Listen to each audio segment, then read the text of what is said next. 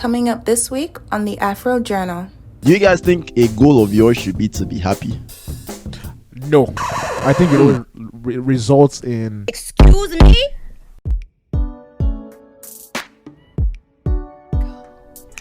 Ladies and gentlemen, boys and girls, our lovely Afro Journal family, we're back again. Another day, another year, another beautiful chocolate face. All right. Welcome back to the Afro Journal, where we aim to bridge the gap between the African diaspora and the continent through open dialogue, shared experiences, and good vibes. Woo! And today, we're bringing you another banger. So why are you so slow? Can you be active? Bro. All right, can't you see the guess what? We need energy. I'm not here for some slowness. Okay. Just make sure you keep this energy throughout the episode, fam, because I'll call you out. Just check it. Period. As you already know, it's your glazed chocolate donut. We're looking extra glazed today. New skincare routines. Wow. Those edges are also looking fire as well. No, they're really not. I'm so sorry, guys. Bro, the girl who did my braids, no. But she needs to be fired. Honestly, yeah. She needs to be an apprentice for some 5 more years. Upper class hairstylist. 5 more years before she goes to level 2. That we were talking about before. But Bole Tesi Benakume. All right. And it's your favorite boy. Your favorite gentleman. Your chef. Chef what? You know what I mean? Pirero. Okay. The artist, the drawer, the editor. Anything you want, I got it. Athleticism, I have it. Which other? The astronaut. The astronaut, I got you. Okay. All right. Okay. I can't be the female in the relationship, but I can be emotionally, knowledgeable. Emotionally, you know what I mean? Yeah. It's your boy, Peter Ketiki Etrusa Lego Jr. Okay? Oh, man. And it's your greenest flag. We don't need to talk too much. Where they say empty barrels make the loudest noise. But when you're full, you're very calm. Crying. It's your full barrel, your toasted caramel, and your vintage chocolate. Chisom, Ejikeme, Jeremiah, Okafor. This guy's doing deep voice. This guy's doing deep voice for us. Show them your high pitched voice. This guy. Back of the throat. Yeah, exactly. He's forcing it. He's They call it it's your boy. It's your voice. Watch as his voice crack throughout this episode. Yeah, my voice will stay cracking. Oh, why do you think I always have water with me? All right. As you guys can see, we have a very, very special guest here. Very melanated chocolate queen. We have to bring the chocolate. I'll let her introduce herself. Okay, so first of all, I wasn't aware that we're doing full names on this podcast. You can give us your first name if you want. Okay, give us your full Nigerian. Varies your full depending on the audience, right? So for my Nigerians out there, my name is Aleye Okhipo, master aerospace engineer, yes, sir. Former track athlete, and the most beautiful girl in Nigeria. Miss Nigeria. I like that. But my friends in the US call me Aleye, so hi guys. Oh, nice. You guys already see, man. See, she's a Ninja babe. Yep. So she's on something today. You feel me? She's fine. Energy. Character, she has it. Beauty, she has it. Everything. What else do you want? Brain. Spiritually on point. Brain, she gets up. Everything. Honestly, cute episode 7. When we're happy Nigerian women right here. Exactly. Ale is definitely part of that. Beauty, they get them. Brain, they get them. Talent, they get them. Skills, they get them. Cooking, they get them. Dancing, they get them. Sweet talk, they get everything. When you talk about the complete package, you imagine a Nigerian woman. I am. Bride price. And she's also 5'9" too, Peter. Oh yeah, my minimum requirement. Yeah, minimum requirement.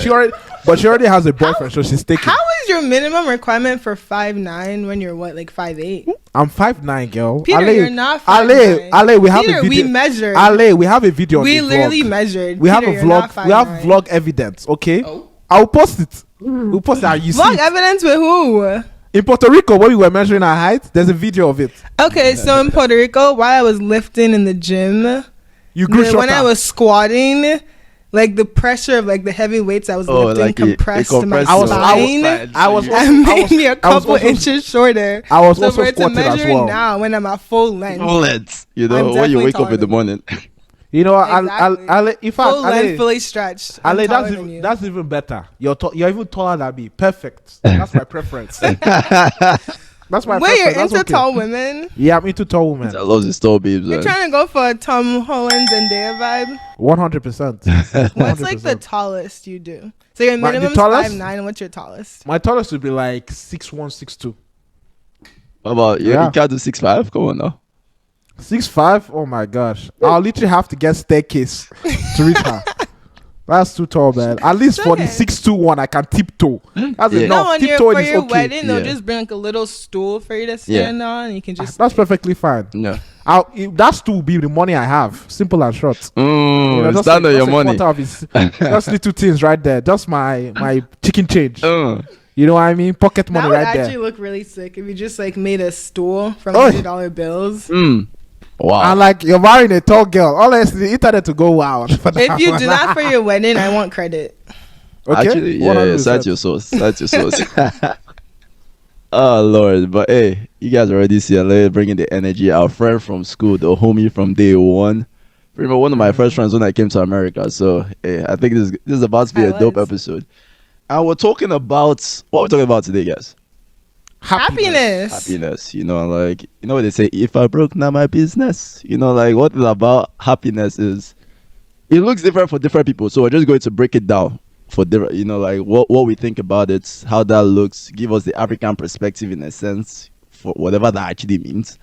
And then third generation perspective. Second generation, first generation. Yep.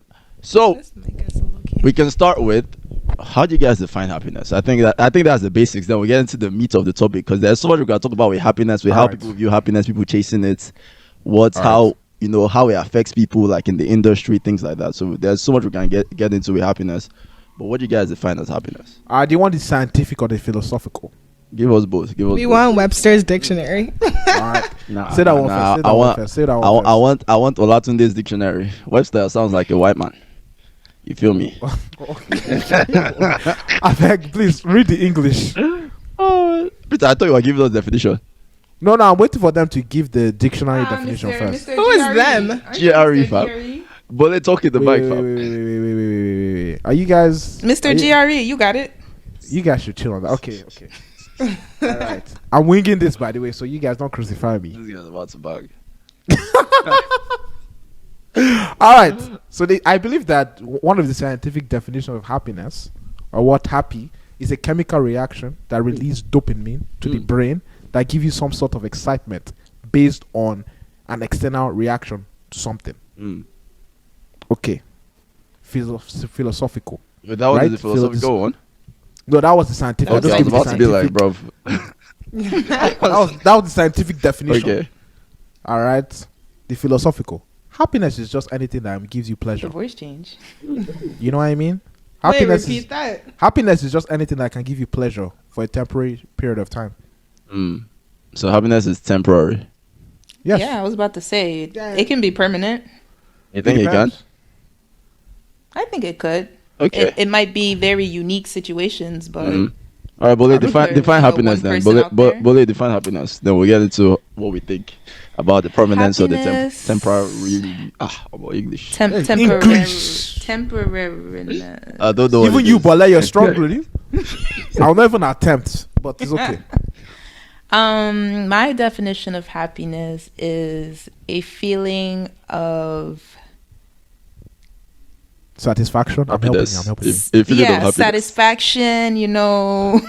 Look at GRE man helping out. Happiness. Yeah. Arousement, maybe. I feel like it's just like being in a state where like you're at ease. Yeah. You know, like you're okay, like you're good, like things, my surroundings, my environment, like I'm healthy, I'm happy. Not me using the word again. I'm happy. I'm happy. Where like you're good, like you're satisfied. Yeah. Oh, satisfaction. I feel that it can be a state of emotion.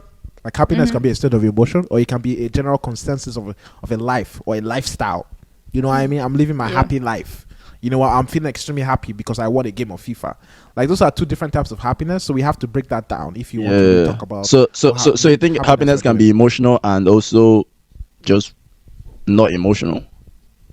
I think happiness can be a state of being, if that makes sense. Like I'm happy with my situation. You know what I mean? Obviously that doesn't mean you're happy with, you know, day by day, but in terms of the overall look at your whole life, you know, I eat in the morning, you know, I mean, I have all my needs met. I have a girlfriend, I have a dog. All that things can be like a state of happiness. But some days, you know, you might kick your foot and you might feel angry, or you have an argument with your girlfriend and you might feel angry that day. That doesn't mean that you're not in a state of happiness, because in general you are happy, but obviously we're not talk about the emotional sides of things, which can be temporary, because you're not going to be always be smiling, you know, I mean, all 24 hours throughout the day. So that's what I'm talking about. Yeah, I agree with that. I think it can also go like up and down. So I feel like you want to generally be happy in your life. So just like sitting on your couch, reading a book, watching TV, you're happy. And then if like something more exciting happens, like, oh, I'm going on vacation, like obviously your happiness level is going to increase. But just because you're not on vacation doesn't mean you're not happy. It's just like a different level. I mean, I think that's where the scientific side also comes into play, right? Like, because the scientific, like what people are talking about, the dopamine hits and all that, to me, it's two things. Is my definition right, though? I mean, dopamine You're taking my definition? like... I think Thank you. I remember hearing dopamine. Yeah. Serotonin, all this like feel good, all these feel good chemicals, things like that. Yeah, like, so to me, I think those ones are double-edged swords, right? Because they can make you feel good and they can make you happy, but they can also create the opposite effect if it's too much. Right, so of addiction. Yeah. That's why like people get addicted to things, and so it's kind of like they need it. It makes them feel good or feel better, but it doesn't necessarily make them happy because it's a problem that they're actually battling. I mean, it could make them temporarily happy because they are seeking that excitement. Yeah, you understand what I'm trying to say? They're seeking that validation. That's yeah. So that makes sense. I just looked up the definition, and happiness is the state of being happy. According to Oxford Dictionary. So what is happy? I saw that definition. I was just like, what kind of definition is this? So what is just happy? Another definition, though, according to the Merriam-Webster, like Aleye requested, is it Miriam? I think it's Merriam-Webster. Okay, I said Maria. Damn. A state of well-being and contentment. So, or like, well, another explanation is feeling or showing pleasure or contentment. Yeah. So I was kind of right. You know, I was kind of right. I was right. I was speaking. You had the basis. Yeah. You had the basis down. Okay. Where I want to take this conversation, because it can go anywhere. All right, but the direction I want to take it now is, you know how, I don't know if you guys have heard this, but I hear this a lot where people are just like, oh, I just want to be happy, or my life goal is to be happy, things like that. Do you guys think a goal of yours should be to be happy? No, I think it always results in lack of satisfaction. I would agree with that. You're never going to reach a state I think of happiness. A better way to phrase that goal would to be like strive for happiness, but don't make that your set goal, because then like you're fighting for it, you know, things don't go as planned. I even disagree with that. I think it's the opposite. I think your goal should be to be happy. Okay. No, I disagree with that. I think your goal in life should be to make sure you do the best in the position you are in. Basically, that should be your goal, if that makes sense. Regardless of where you are, your goal is to keep on moving forward. Because of in this world, there's suffering. You know what I mean? But if you're always seeking pleasure, it might lead you into a path of just idealism. You know what I mean? Getting like trying to, please other people and stuff like that. You know what I mean? Not putting yourself first. Stuff like that. I don't think that's true. I feel like when your goal is to be happy, then that makes you put yourself first, right? So I feel like the first step is to define what happiness looks like for you. And then once you figure out what happiness looks like for you, then you try to decide. So when you're making decisions in life, your main thought is like, is this going to make me happy? Whether it's like in the short term or in the long run, like in the long run of life, is this like choice I'm about to make going to make me happy? Same with drugs. If you're looking at drugs to get happy, in the short term, it'll make you happy, but in the long run, if your long-term goal is happiness, you know it's not going to make you happy in the long term, and that would like help guide your decision. Or even like with taking a new job, it's like in the meantime, I think like yes, the job will give me more money, but if it's going to make me miserable and my ultimate goal for life is to be happy, then maybe that job isn't for you. Yeah, I think actually using that your own phrasing is quite the opposite. If drugs make me happy, using a state of what's best for me results in you not doing drugs, because in the long term effect of it will be negative, but the short term makes me happy. But if you're chasing happiness as your ultimate goal, then using drugs ultimately in the long term will not make you happy. No, but that's you though. That's your own definition. The way I see it, that's what I'm trying to say. There's no objectively saying that drugs is not going to make you happy is false, because some drugs do make people happy. I mean, what you're saying is in the long term. You're smoking meth every single day in the long run is going to make you happy. To some people, yes. I think to some people it might not make your body happy, but some people like that's their euphoria. I'm trying to take a hit type every day. Like that's how I get happy. One thing I'll say is this: like when we're having this discussion, right? Let's not try to play in the nuances of things, right? Because there's always going to be a nuance. There's always going to be an exception to the rule. So let's not try to operate in the exceptions to the rules, right? Let's talk about like things a bit more generally. We know, like for the most part, like drugs is not a good idea for most people long term. You know. Maybe there's that one person. Journal does not condone. maybe there's that one person that 50% of Americans consume that shit on a yearly basis. Maybe there's that one person that was good for them for long term in their lives. I've never seen that person before. Actually, they probably exist. Who knows? It is what it is. But, they do exist. But Snoop Dogg?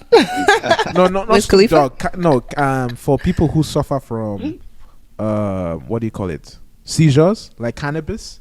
Can be a good relief for them in terms of reducing the amount of seizures that they have. Yeah, you know what I mean.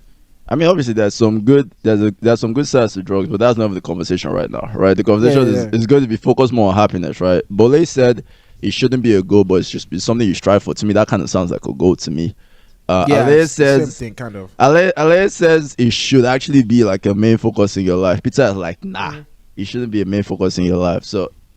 Okay, my opinion is I don't think it should be a main focus in your life as well. And the reason I say this is because I liken happiness to, I guess, a feeling. You know, and to me, feelings are not always predictable, right? And they're not always they're not always the best choice. Yes, if that makes sense. Exactly. So like I like squeezing, you know, I mean, sounds something. But that's not always the best choice at that moment. Wait, I want to make sure my statement is understood. Yeah. I'm not talking about happiness, the temporary feeling. I'm talking about happiness, the state of being. How do you define that? Then? So obviously you can't be chasing temporary happiness all the time. How do you define this? But happiness, the state. Happiness. So like I wake up and I'm happy with my life. I wake up, I'm happy. Like I'm going to a job I actually like. It's not going to make me want to like jump out a window. Like I'm going to a job I like. I'm coming back to friends and family that I like. I'm like doing activities that I like things that make you feel fulfilled. Happy. Yeah, in your life. I agree with that. If that's the definition of happiness, I would consider that a state of satisfaction, a state of contentment. Exactly. Yeah, you're content with your situation. Yeah. If that's what you're saying, then I agree with that. I mean, but the reason why, honestly, let me say the reason why I actually don't even agree with that, right, is because you're wrong. No, I like that energy. But the reason why I don't agree with that is I understand what you're saying, right? I'm inclined to agree, but in a sense, I'm also kind of like it might be dangerous because waking up in itself to a job that I say you like it today, but then next week is like, you don't necessarily feel the same way. Right, some days I like my job, some days I don't like it. Even that in itself is already very like wonky, right? Now I can say for a fact I don't hate the job. That's what I can say, right? I don't hate the job, but I'm not necessarily happy with the job all the time, right? There are some days I have to talk to my friends. I don't necessarily want to talk to them, but I'm talking to them because they're important to me. Or I have to talk to my family. I have to talk to my mom. I have to do all these things that I don't necessarily want to do, but I have to do because it's one of the important things in my life. Now, I'm not saying that I always feel that way. Some days I'm very excited to talk to them. It just is what it is. But if I'm chasing... at that point is a state of responsibility. Yes. Which I think should be your main focus in exactly. life. So that's what I was going with. It's just more like, to me, in life you have responsibilities. And in those responsibilities, you know the direction that you're going with. regardless of how you feel, right? Now, I'm not saying that. Now, I'm saying this with a grain of salt, right? So I'm not saying just disregard your feelings altogether, because feelings are there for a reason, right? But generally, But generally, regardless of how you feel, when you know you're going in the right direction for what's good for you, you should just stay on that track, right? And that's where I'm like, So if I'm not chasing happiness, things like that, that's when the short-term gratification actually comes into play. Because for me, I'm just like, okay, like if I really want to be happy, that I can just quickly do this thing, and like I'll get that feeling of happiness. No, but then but now you're talking about short-term happiness, right? So if you want to watch TV today, but you have to go to work, it makes sense. Oh, I want to be happy right now, so I'm going to quit my job. But in the long run, being jobless is not going to make you happy. So you're not going to do that because your ultimate goal that you're chasing is being happy. But the thing is, we don't necessarily know that, right? Because we haven't experienced it. Generally experienced what? So experience what? Not having a job. No, what I'm saying. Real quick. We'll talk about this 5 minutes, right? Break this down, right? Then we move on to what is our own goal for happiness. Like, what is your vision of happiness for you? Like, what do you see yourself? Like, what's happiness? Like, how do you find it in the long term? Yeah. So, discuss and then we move on to that. Just trying to keep a time limit on this topic. The reason I say is kind of like, when they say experience is the best teacher, right? And then there's some things your parents would tell you, like you hear it, you know it, but you don't really know, right? Until you experience it yourself and then you've seen it, and then you now realize. So sometimes it's after the fact that they really hit you. So it's something that you might know mentally, like, yeah, I don't really want to do this, but I don't really want to do that. But then it's just like, but what if I just dibble and dabble in it though? Right, it's kind of like with drugs, right? It's kind of like, I know drugs are not good for me because I hear everyone say it all the time, but do I know? That's the question. It's kind of like, do you know? And then I've lost track of this conversation. No, what I'm saying is like the point of you knowing is like when you know is when you've experienced and felt it. Now you might know it logically, but then convincing yourself, because we're not really good at thinking very long term in our lives, right? Like speak for yourself. When I say I mean humans, right? Like we're not necessarily the best at thinking long term. That's why sometimes we make some stupid decisions.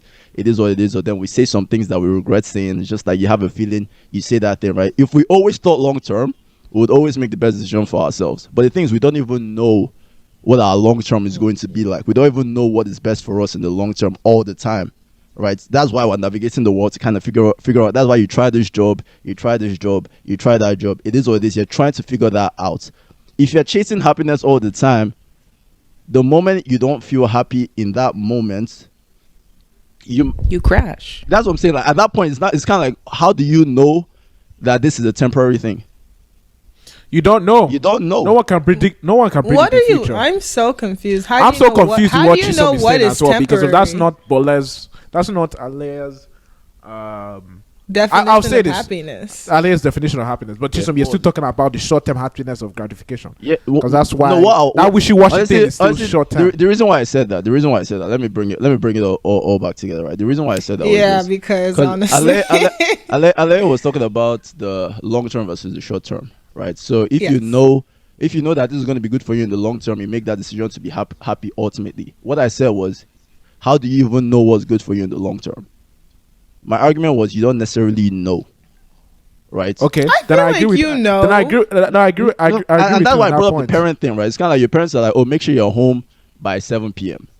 Right? But Ale, do you really know though? That's what I'm saying. Like to me, what's it's kind of like good for there's you some in the things long you term? know, but you don't necessarily know. But like you cannot predict the future. Just like you cannot predict that. Like, but I feel like there's standard things in life that you know is going to be good for you in the long term. You know, if you're eating healthy, you're exercising, it's good for you in the long term. 100%. You know, but that can affect you in a different way where you're not happy because of your eating. You're not eating what you want to eat. Let me put it like I didn't say don't eat what you want to eat. Let me do it like relatively healthy. Let me do it like if I'm eating like let me use your example. Let me use your example, right? Eating healthy, sure, right? It's kind of like we know that it's good for us to eat healthy and all these things in the long term. We know, right? But then sometimes you start craving all this kind of junk food and things like that because the chemical side of the happiness is those dopamine hits. We know that those ones are actually the ones that produce that feeling, right? So we know this, but our body is telling us something completely different, right? So the question now is, someone that has gone through the fact that they ate the junk food and they felt like shit, and then tomorrow they did it again, they felt like shit. Next week they did it again, they felt like shit. To me, at that point, they really know. But someone that has never experienced the shitty feeling of eating that junk food, they might know it logically, like, yeah, like, I know veggies are good for me, then that, but then they don't really know what it's like to actually have this food that you're craving be bad for you. That's what I'm saying. Like, you know something logically, but you don't necessarily know it experientially. Yeah, but I feel like in that instance, that doesn't hinder your happiness, right? So if you've been eating healthy and you want to know what junk food... No, but if you've been eating healthy and you want to know what junk food feels like, right, and you go eat junk food, that's not going to make you not happy in life in the long term. What I'm saying, eating junk food is not going to like somehow destroy. It's not about hindering your happiness, right? Like it's like what you said. You do something that's good for you in the long term. Chisholm just wants to win this argument. It's not winning. It's understanding. I'm so confused about what the argument is. I'm not even arguing, really. It's really understanding. But what I'm saying is that it's not even about hindering your happiness in the long term. The way I say it is more like, how do you know that this junk food will not make you happy in the long term? That's what? How do you know? I'm lost right now. It's a state of knowing and the unknown. You never know. Knowing is experiencing it, or having multiple people, kind of like seeing multiple people experience that crush that comes from it, right? But for the most part, someone might tell you, like, junk food is bad for you, but then you're just like, that might be cap though. You get what I'm saying? This person is just a hater. They don't want me to enjoy my life. This and that. To you, you're just like this. They are trying to hinder my happiness because you actually think that it's good for you in the long term. But some people actually don't know because they haven't experienced the negatives that come with it. So happiness is like a continuous goal, right? So if in that moment you're like, oh, I think eating junk food is going to make me happy, right? And then you try it and then realize it doesn't make you happy. And that's when you make the decision to not eat anymore because your long-term goal is happiness. In the reverse, so if you eat junk food and you realize it's going to make you happy in the long run, because happiness is different to everyone. So if eating the junk food is, or you think is going to make you happy in the long run, then you're going to decide to eat the junk food because you're trying to be happy. You know what I mean? The problem now is that decision, right, has two effects. There's one where you feel good, right, at that moment, and you might interpret that as being happy. That's why you do it again and again and again, and then all of a sudden you're 500 pounds, right? And then there's the other side where you feel like shit, but then when that feeling comes back, you still crave it, right? So to me, it's now like, how do you now discern, like, okay, like, this thing is actually bad for me ultimately speaking? That's, to me, I'm not expecting you to give me an answer right now, but to me it's kind of like that's where like people now get things mixed up, right? Because like you're chasing happiness, the feeling that you get from something. That definition of happiness. Yes. Because I don't agree with that. That's where I'm heading at. It's kind of like you're chasing that happiness, that feeling of something, but your feeling might actually be counterproductive to your happiness overall. Well, let me not say happiness, but your well-being. Let me not say happiness, but your well-being overall. Which is why I said you're not chasing happiness as a feeling. You're chasing happiness as a state of being. Beautiful. Because if you're always chasing happiness as a feeling, it's always going to be something new that you need to do to make you feel happy. Beautiful. And if you're just content with how you are, then like I like that. I think we've resolved the. We landed somewhere. Perfectly agree. I agree with Chiso and Bole's point exactly. I doesn't understand it. He said Bole. I mean, Aleye. Peter does this all the time. Aleye and I agree with your point. Now let's move on. So Bole, talk. What is happiness to you? Like, what do you envision your life to be? And like, damn, that's like my peak happiness right there. Like, describe that to me. Well, how do you find? See, I don't even like. I wouldn't like right now. I wouldn't say I'm happy. I would say like I'm okay. Because like, I have student loans to pay. I don't like my job every day. Gas is expensive. Like, my family lives miles away. Like, but like at the same time, I'm not dying. You know what I'm saying? Like, I'm healthy. I have a means to eat, to talk, to communicate, to travel, all that. I'm fortunate compared to some people who may not have, the same things that I do. But I don't think I would classify me having these things as me being happy. So what would you classify you being happy then? So how do you what's your vision of happiness to you then? Let's not talk about the vision, honestly. Sorry to call you, but when would you have defined yourself as being happy? I would like to talk about the vision too as well. Yeah, we'll talk about that. Think about your life. Peter, think about it too, because I'm going to ask you. I'll let you think about it too. When have you been happy? I was very happy when I told my parents about my offer for this new job. I was very happy because I could feel that they were proud of me. Oh, that's my daughter. She's doing something. Mm-hmm. Okay. That's something that stands out in your memory. Yeah. I like that. I feel for me, I'm happy when I make other people happy. I feel it's easier for me to, be in that state of happiness when I'm tying it to another person versus just me I woke up today. I'm alive, I'm healthy, but am I happy? What's really going to make me happy? And I feel my happiness comes from serving people. Being there for other people, serving people. Okay. All right, Aleye. So we're talking about moments in life that you felt happy? Yeah. Okay, so I feel Why you made your face like that? Different because I feel I'm different. I've never been happy in my life before. No. Actually, it's the reverse. I feel little things make me happy, right? So going swimming on Monday, ecstatic, having the time of my life. Hanging out in a bonfire with my friends, great time. Sitting down watching Selling Sunset on Netflix, happiness level through the roof. So I feel honestly, all the time in your life you felt like you were the happiest. The happiest? Yes. I don't know. Hard question. I don't know. I have to think about that. About it. We can cut it out, don't worry. Take your time. I think about it right now. When you want to start when I'm the happiest, I don't even It's what about you? What Aleye is thinking? I have one. Me? No. I mean, Bole. I get happy in different types of way, but in terms of peak happiness, peak happiness for me comes from achievements. I'm not gonna lie to you. If I achieve a goal I wanted to do, and it comes to reality, that is such a huge benefit for me because of all the sacrifices and all the shit that I have I've done previously, that I don't like doing to accomplish this goal. The whole process of applying for grad school kind of sums this up of applying to the colleges, getting my recommendation letters done, getting my what's the other thing that you do? GRE. My GRE and the letter that you write yourself. Essays, statements of purpose.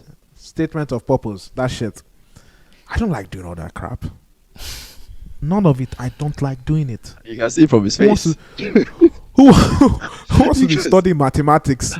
At 8 p.m. in the morning. 8 p.m. in the morning. Look at my English. At 8 p.m. in the evening. You know what I mean? At 8 p.m. in the evening, I'm out here studying English. I be writing essays online of why it's so and so. Is a logical fallacy. I blah blah blah. That's what I'm out here. I don't like doing that stuff, but I knew I had to do it because why I envisioned myself. And accomplishing that, if that makes sense. That's what makes me happy. I also get happy by watching anime and discussing anime with people, or discussing movie, or happy about a song and telling my friends about it. Yeah. Or seeing a funny meme online and just laughing. That's what makes me happy as well. So I feel to your first point too, I feel I am very achievement focused, and I'm actually trying to pull away from that because I feel ever since I was young, it's always my main source of happiness has always been from my achievements, right? But then with that comes, once I've achieved something, right, I'm happy for the 5 seconds that the achievement has happened, and then I'm what's next? What's next? So I'm always I constantly feel I'm always chasing something, and I feel at some point, is that ever a bad thing though? But I feel at some point it's not sustainable. I think there's a balance, and that's why you take breaks. You understand what I'm trying to say? You can't see, be but that's the thing. I feel like if your happiness only comes from achieving, when you're taking that break, you're sad. I agree. Something I experienced like a good, like if I'm not like doing something, like just sitting by myself, like I'm like I feel uneasy. Yeah, I 100% agree with you. But that's where you find other sources of happiness. Having a family, connecting with your friends, going on a trip to Miami, but I feel like if achievement is like your main source of happiness, even when you're doing all those other things, it just doesn't compare. Yeah, you know what I mean? It's not. And I feel like it's like a really like horrible thing. Let me not say that. I don't think it's horrible. A very like different perspective where it's like, and I feel like most people like don't admit it either. Where it's like, oh, I get more joy from like getting promotion at work than like going to watch my child like play a sport, you know? And I feel like then you have to like think to yourself, like, is that really like how I want to live my life? And if that's what brings you happiness, then that's fine. But I feel like that's a conversation you have to have with yourself. Yeah. To like I'll determine say this. What brings you happiness. You can't define happiness for every individual as the same. Be you. Do what makes you satisfied. Some people, what makes them satisfied is being the top 1% of their job. Exactly. Actually, though, Peter. Okay, Peter. Let me stop you right there, right? Like I said. Why are you stopping me? Like I said, like okay. No, sorry. Actually, that was rude. That was actually my bad, bro. But what I wanted to say is this, right? Like, most people actually feel happiness from that, though. Like, some people do. I want to talk about. I think people do. I was talking about like Aleye was talking about like that temporary feeling of happiness. That is true. That feeling is there regardless, right? But then I guess I'll now take it a step further. Would you feel fulfillment from that? Like when you look back at your life, some people feel fulfillment in being some people feel fulfillment in being the top 1% of their job. I mean, to me, like I said before, like to me that sounds like the exception to the rule. That's why they're the top 1%. No, that I'm saying, like, right? Most people are not going to be the top 1% of their job because it's the top 1%. And to me, when I look at people that are actually in the top 1%, now obviously this is anecdotal, so this is actually not backed by fact. To me, a lot of them actually look miserable. Let me look at Will Smith. Everyone looks miserable. Everyone looks miserable. That's cap.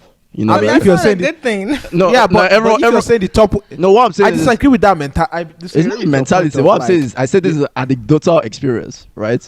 When I look at people like Will Smith, people in Hollywood, these are people in the top 1% of the world. Yeah, right? They are doing their thing, living the life that everyone dreams to live. Don't say the fast life. Not the fast life, but living the, because they're obviously putting a lot of work into that, right? So I'm never going to disrespect them. Like, to get there is a shit ton of work, right? But then they are living that dream lifestyle. But then the story you hear over and over again is, oh, once I got there, I felt empty. You're living your dream. I was just like, damn, is this it? Like, this is what I worked my whole life to get. And that is it. Now, I'm not saying that temporary happiness wasn't there, but overall, when you talk about the fulfillment that you get, I don't think most people, now, like I said, I don't think, and I'm not saying this as facts again, this is just some thinking, right? I don't think most people actually find fulfillment from those things. Now, just because I say that doesn't mean they are not important. Bro, can you allow someone to talk? You can talk now. All right. Let me break it down. I perfectly understand your point of most people will not feel satisfaction of working 24 hours a day and doing those type and that highly intensive, environment of trying to pursue success in a specific field that they are in.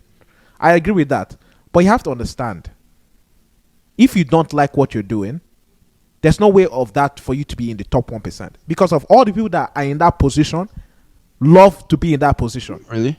You know what I mean? Yes. Not really. Not every NBA star loves to play basketball. A lot of musicians, no, but they're not athletes, but they're not in the like top. they like what they do, but that doesn't mean they're happy, quote unquote. Sorry, Bole. Okay. Let Bole say what she was saying. I didn't hear what she said. No, I don't agree with your point, Peter. Like, there are a lot of musicians, artists, athletes who quote unquote like what they're doing, but at the end of the day, they go home and, they're the ones doing interviews like, I don't feel satisfied, like, I don't like where I'm at, like, I feel like just because you like doing something doesn't equate to happiness. And I agree with that. And you might actually hate something and be very good at it. That's actually something that's also true. Like, you can be great at something you hate.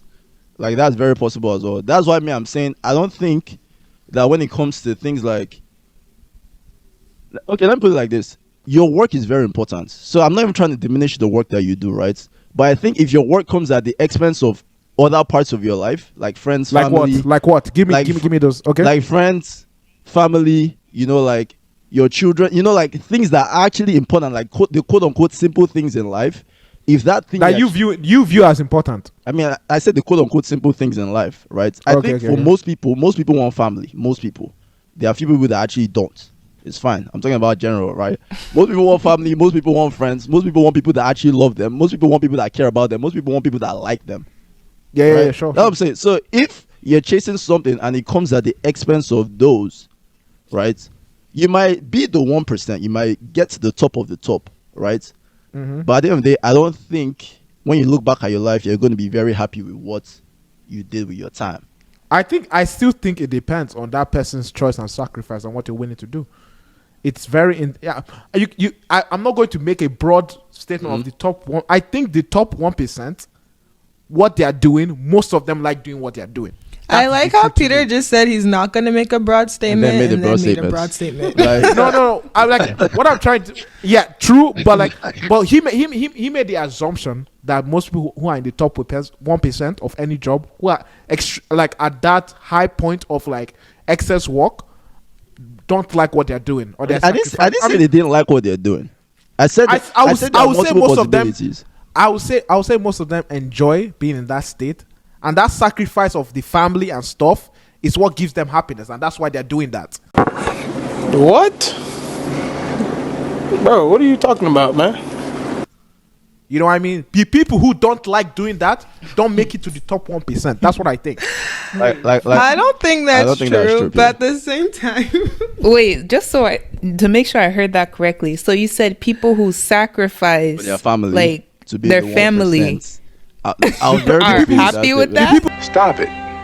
Get some help. People who sacrifice, not having friends, not having relationships, you know what I mean, and stuff like that, and they all focus on their work, and they are there consistently in the top 1%, right? Mm-hmm. But is that happiness though? From extremely when you long don't have time, anyone in your corner. Wait. From extremely long time, those people find satisfaction and happiness in their work. I feel like they find satisfaction, but it's not permanent. Like it's very much like you're here and then it flatlines. The reason why I agree with Bole, I feel like you're making an assumption that's not based on any evidence at all whatsoever. How do you know what they feel? And the reason why I even agree with Bole, right, is because we talked about it. Most of us here, we went to WPI, fam. Obviously, we're not the top 1% of human race. Are you always happy with your family and friends? No, hold on. Let me finish what I was saying, right? Let me finish what I was saying. What I was saying is this, right? Like, we are very achievement driven. Like Aleye said, you yourself, you said it. But then that feeling lasts for 5 seconds. So let's even use you achieving your quote unquote life work to that point. I would like to you, the day I graduated from WPI, I didn't feel shit. I literally felt like in my head I was looking at Aleye, I was looking at Bole, Mardi, like all these guys that I was literally about to leave. I was just like, bro. I was even looking at my parents, bro. Like Chima was there, my sister was there, my mom was there, my dad was there. But I was just like, I don't feel anything. And it's weird to me, right? Like to me, that's the point where I was supposed to be like the most proud of myself. I worked. I'm an engineer now. This is something I've been talking about since I was a child. Everything. But that's huge. No. And I keep on saying. No, but I feel like that's most people. And I'm saying that's a broad statement. I'm using that as an example, which right? is why I said I feel. I didn't say it is. I said I feel. Right. Obviously, if I wanted to do a factual debate, would have done research ahead of time. I didn't do research, so I'm not going to pretend like I have the numbers. So I'm not going to make any statement like, "Oh, this is facts." But what I'm saying is, I'm using my experience, right? And if I now channel that to even the top 1% of people, technically, this is something I've been working for my whole life. That's why I disagree. I think the top 1% does that because they are in love with it. Not simple as short. Like I went to school. Do you need to be in love with school? Like, no, but you're not in the top 1% in school though. I mean, I'm talking about like achieving the goal, right? I achieved the goal. So but we're talking about the top 1%. Top 1% of the school, I would have felt happy. You love that shit. I would have felt happy during graduation. No. The fact what I'm trying to say is that the top 1% of people who are in the field love doing that stuff. The top 1% of civil engineering, of athleticism, of of banking, of being a construction worker or whatever. Those people, they love doing that job, right? That is their love. I wouldn't say they love it. All right.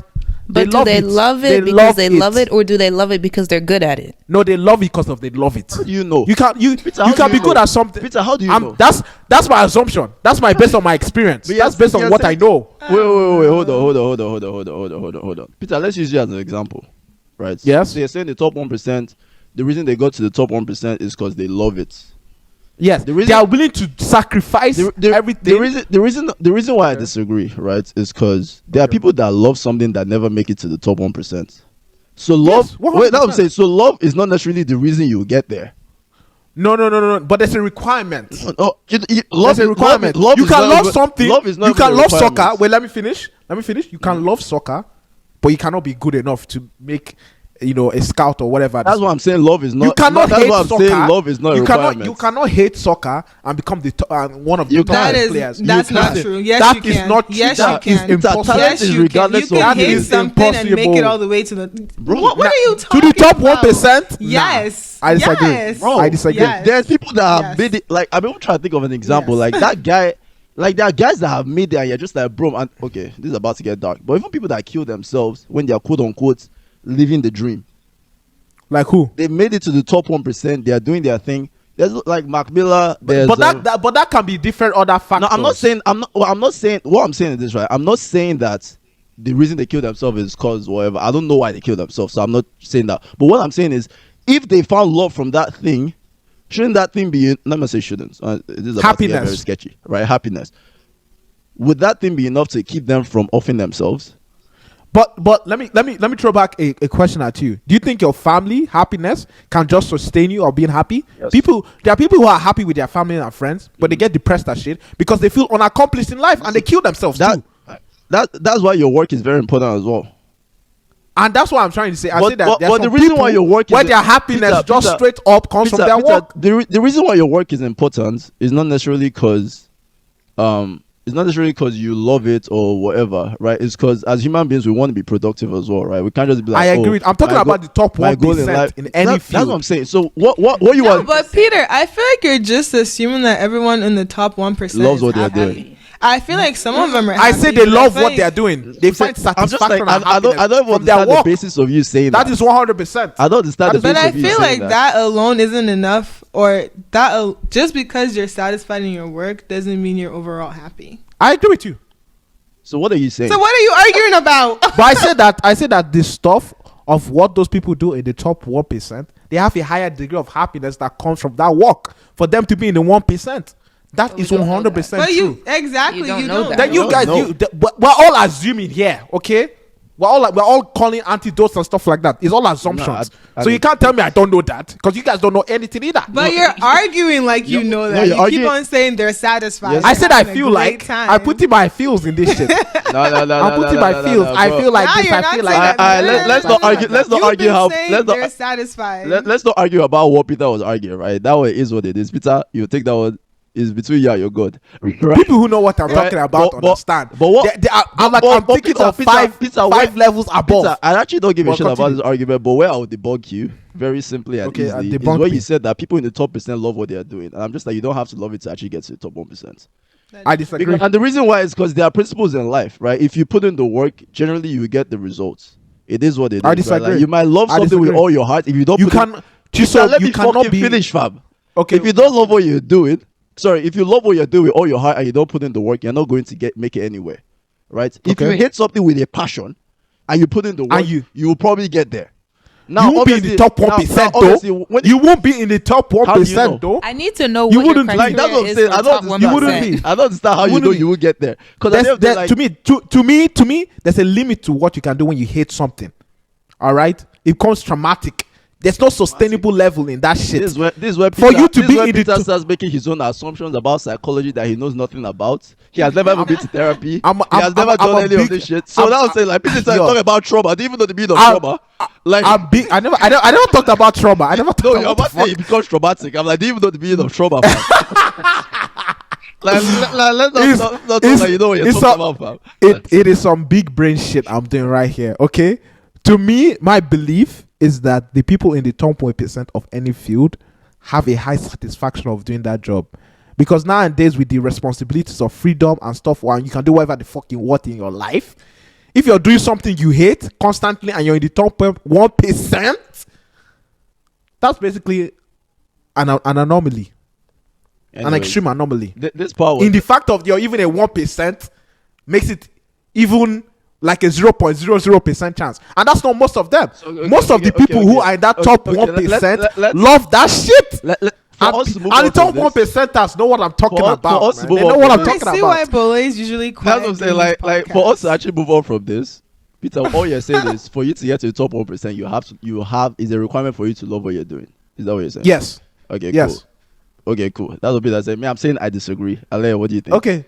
Like, let's not argue about it. Let's just. I also disagree. You also disagree. All right, cool. So let's move. That's back fine. Let's move back to let us know in the comments whether you agree or disagree. If you are still watching up to this. My top 1%ers no. Well, top Peter, 1%. You're not even the top 1% of anything. Shut up! I don't understand how you know. I am. Wait, what are you top 1% of? Anime watching. Actually, probably I am. Anime watching. Most likely I am in it. I top 1%. But why people know in terms of goals, ambitions, heart, everything, I'm in the top 1%, 100%. Not for yourself. That's why you're still a broke ass nigga here that is complaining. Say what you want. You cannot break me. Top 1%. No, Peter, I like that energy. All right, I'm proud of you. Simple and short. Energy. I'm proud of you. That energy. All right, can we actually just move on? Let's go back to what we're talking about. How is it the person who's been stalling the most who's like, oh, can we actually just move I was on? like, bro, like you're the reason why we're still here. No, because you guys disagree with me. I wanted me to agree with you guys. I was like, no. The question we asked you originally, what is the happiest moment of your life? Oh, I didn't answer. I don't say you didn't answer the question. Completely steered in Oh, wait.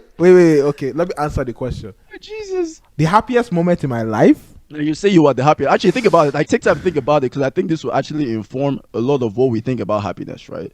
The happiest moment. Because I'm actually curious, because I know Aleye is a very calm babe. That is generally satisfied, but she's also hard to read sometimes. So I'm like, I'll say this. Let me just quickly say. Saying that because it's true. That I'm very hard to read. I know you fundamentally. Like, I know what I'm gonna get from Aleye, right? Oh. Like Aleye is predictable, but when it comes to like her deep thoughts, those ones are just kind of like I don't know what they are. All right, Aleye, answer the question before I go. No, can you go? Because I still don't have an answer. All right, okay, you still don't have an answer. I also don't have an answer. I think it's very difficult for me because the happiest moment the happiest moment for me in my life is probably going to be when I meet my girlfriend. We're not talking about going to be, right? We're talking about what has been. What has been? There's so many things on so many levels. Peter, slow down, relax, breathe. Take your time, because I feel like you're rushing. Like, don't rush. We can chop this part out, right? I literally can't think of anything. Just relax. I want to hear what you said. So what's your own? And this is why I struggle answering the question, because I feel like there's no like one concrete feeling where like, oh shit, like I was happy here. Ooh. Which is why like if I'm tying my happiness to another person, I feel like in that state, like because I'm making somebody else happy, like proud of me, like they like that's my daughter, like that's my friend, that's my best friend, whatever it is, like I'm happy because you're happy. But like I can go about living my life this way until I die, and I'll be fine. I won't be happy, quote unquote, but I'll be okay. Okay. So what's your answer? Let's hear your own. I don't know, like when I think about like the happiest I've been, I think of two. The day he met me. Facts. Stop, man. Facts. Like, I was beaming. I brought so much joy and happiness into his life. I was like, man, look at this Niger babe. But I mean, you brought his ex into his life, but we move on. It's alright. Like it's not true, but it's looking true, but kinda, but not really at the same time. Because Aleye was really pushing for that. Listen, I was seeing visions, and I just told you what visions I was seeing. Ooh. What you chose to do with that information was your business. Please don't put that on me. Don't put that on me. Aleye, do you have visions for me? Not yet. Wow. Wow. Sorry, man. You're not going to be happy. You gotta chase your 1%. Your 1% lifestyle, fam. You're not going to be happy. Forget about your wife. Forget about it. In life, in 1% life, you have to you have to be sacrificial. No. Sacrificial. All right. Sacrificial. Yeah. That's what I said. It's actually funny you say that, though. Okay, so I think. Okay, so one moment I think about was back in 2017 or 2018 when I went home for Christmas. right? And at this point, I didn't see my family in a very long time. And then we go home. Obviously, it was a good time. But then there was one point during the holiday where like we're just all sitting down in the parlor, just chilling, talking, reminiscing about childhood stuff. And then we now, because we used to do these things when we're growing up, about like we'll sit down obviously for prayers and things like that at night before we go to bed, right? I'm sure like most Africans know that it's kind of like you pray, then you go to bed, things like that. And during that time, my dad would be telling us stories about the Bible, you know, like singing songs that he sang when he was a child. So he taught us so many songs. And we kind of like, so during like that Christmas time, we came back and we're just like singing those songs, playing Ludo, talking about childhood, things like that, looking at pictures. And when I look back at my life, to me, that was like one of the happiest I've been, like ever. Okay. And that memory like literally like stands out to me so much. But then like it's kind of, so when I now think about like, okay, what happiness means to me is always tied to people I care about. Right? Like, because I know that my work, that's why I was like, like I was proud of myself when I graduated, but I wasn't necessarily happy. I think it was a different thing. It was just more like I put in the work because I know that I'm doing this, but the reason I'm doing this is not because I love this, it's because I'm doing this for something else. That's why I would say this. I think happiness comes in a holistic set of views. There's your work, there's your relationships you have, and there's your personal time. And it's a balance between those three. That's why. We'll save that one for your closing statement, right? We're talking about something different. We'll take that one for your no, but you were saying that. But you were saying that work is also important to you as well. No. I'll tell you how I think about it, right? So I'm answering the question basically. And Peter's arguing with my answer for the question. Well, it's all right. It is what it is. But yeah, so that's like one of the happiest I'll say I've been. Obviously, there are other times where like that as a kid, like just going to an amusement park. I still remember some of those feelings, right? Like obviously those are a bit shallow, but just being a kid, your feelings are very like they're magnified. So like to me, those feelings still stick with me till this day. And then what other thing is funny? Aleye brings up my ex, but like what other thing I remember is looking one day with my ex. Oh my god! We're doing something. This is cringe right now, but like that is the thing. Like the reason I say we're doing something. What were you doing? Okay, like this is actually what it was, right? Like let me. She's some child of the Lord. What were you doing?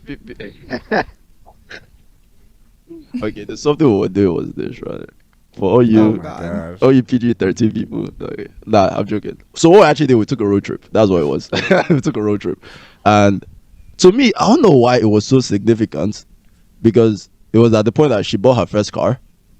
We actually took a trip by ourselves for the first time, and just you and her, just me and her, and it was, you know what the road trip was? The road trip was literally from Worcester to Boston. So this is like a 50-minute drive. You get what I'm saying? I'm here thinking you're traveling from the west coast to the east.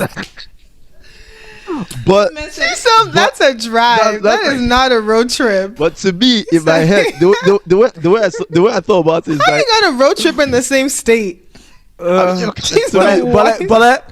Ale, leave the guy. That was my level. I don't remember what year this was. Maybe this was 20. I don't remember what year it was. It was shot like sophomore years or junior year in college, right? And I don't know, like just that feeling. It felt like growth to me. And obviously, like my level in life at that time, I was extremely poor.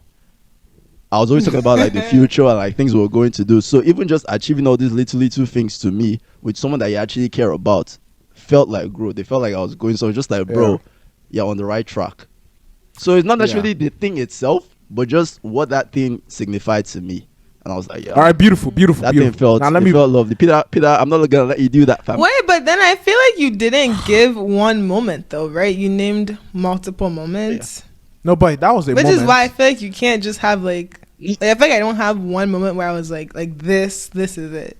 Like, I feel like I've had, like, so many moments throughout my life. I have moments where I'm like, this was definitely, like I have, like, happiest moments.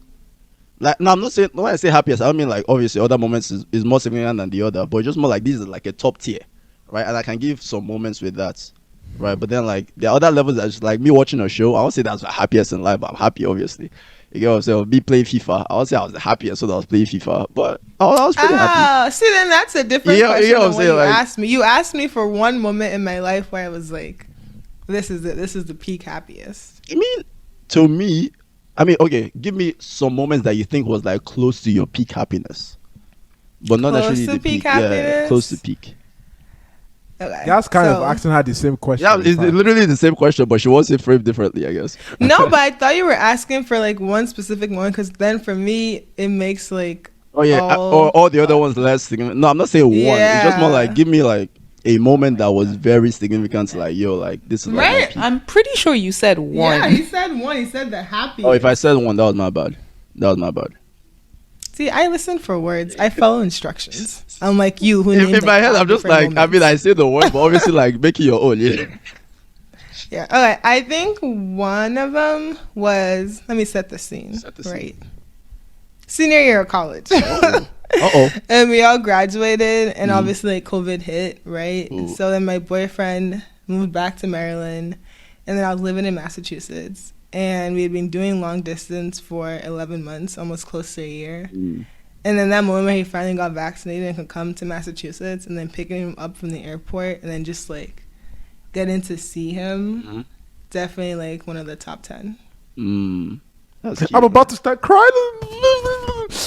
Peter, you ruining every moment in this podcast since the podcast started. God. Like Peter, just allow the moment. No, but I feel like just like the anticipation of like talking on the phone every day, and then finally like seeing him in person and just like getting to hug him, like it's just like you just know, you know. That's when I kind of knew, like, you know, like that's the one. Look at you, fam. Look at you. Wow. Can't relate. But I'm happy. Facts. Am I though? Now this is why I want to move into this section. I think we've all, except for Bola has not still answered her happiest. Peter, you haven't answered. I answered my question. She said when she got her job. Peter, you would know if you were paying more attention to that, not the 1%. Peter, I don't understand where your head is at. Okay, Peter, remember 1% grind. Peter, I don't know where your head is at, but I beg, listen. I'm listening. I was literally, I just forgot. That was literally it. What was Bola's answer? I don't remember. I said I forgot for a reason. Peter, what's your own answer? My happiest moment? One of your happiest moments. Honestly, I'm a very like, it sounds sad, but I'm a very like bland person. Yeah, 1% guy, that's what you are. I haven't. And this is the result of being a 1% guy. Honestly, I thought you're happy, bro. Honestly, it might be. Right? Yeah? It might be. And I think it might be a result of this, but like in terms of like happiness, of like peak happiness, I mean, I've liked people. I've enjoyed my time with those people, but I wouldn't say I wouldn't put that above like the time I spent with my family, or the peak moments I've had with my family. But like, we're not saying like the happiest. We're saying one that was like up there. It's like, yo, like I remember this day, and I was like, yo, like that was a good day. Yeah, no. You don't have any. No. I don't. I'll pray for you, bro. I have so many of those. I don't have anything from your childhood. I'm gonna tell you another one. Tell us another one. It was my birthday when I was younger. Yeah, how old? And I don't remember. Remember, it was a Saturday. Yeah. And then I woke up. My whole family was like, "Happy birthday, whatever." Yeah. And then my dad, was it a CD player? I think it was a CD player. And he put on like a happy birthday. You know when it's like, happy birthday to you. Yeah. And I was like dancing in my living room, and then one of our neighbors that were close to like came in, and we're all just like dancing, like having a good time. Yeah. And that's like one of the childhood memories that stuck with me. Yeah. That's nice. Like you're surrounded by like so much like love, you know. No, that's good. That's nice. That was good. That was nice. Oh, so Peter, nothing. No, nothing. And I'm Which is why I think you should examine your achievement-based happiness. Yeah. That's what I'm saying. Because even you cannot even mention one achievement that made you feel happy, in quotes. Yes. Wait. There are achievements that have made me happy. But are those peak happiness moments? No. Exactly. That's what I'm saying. I feel like achievement-based happiness is such but that is me, guys. That's just me. But you can't even name one instance. Bro, you're arguing for something, but you are literally the living example of why that thing doesn't work. Yet you're still arguing for that beautiful. This is a beautiful. All right. Let's move on. I'm not retracting my point. My point still stands 100%. All right, man. let's move on. At the end of the day, guys, I want. Can we go back to Peter's point real quick? Because I really want you to examine this, right? Jesus you Christ. spent. How old are you? Like 25. So 24, you spent 20. girl. All right, my bad. So you spent 24 years chasing achievements, right? And to get to that 1%, you're gonna need to spend even 60 more years. Twice the amount of time. So I'm just saying, when you're 50, right, or whatever, you're finally your 1%. If it's not making you happy after 25 years, what makes you think that is 50 why I wanted to have happy? the discussion of what you envision as happiness, your true happiness, your overall All right, happiness. lead us on. And my overall happiness is not working for 24 hours. God forbid.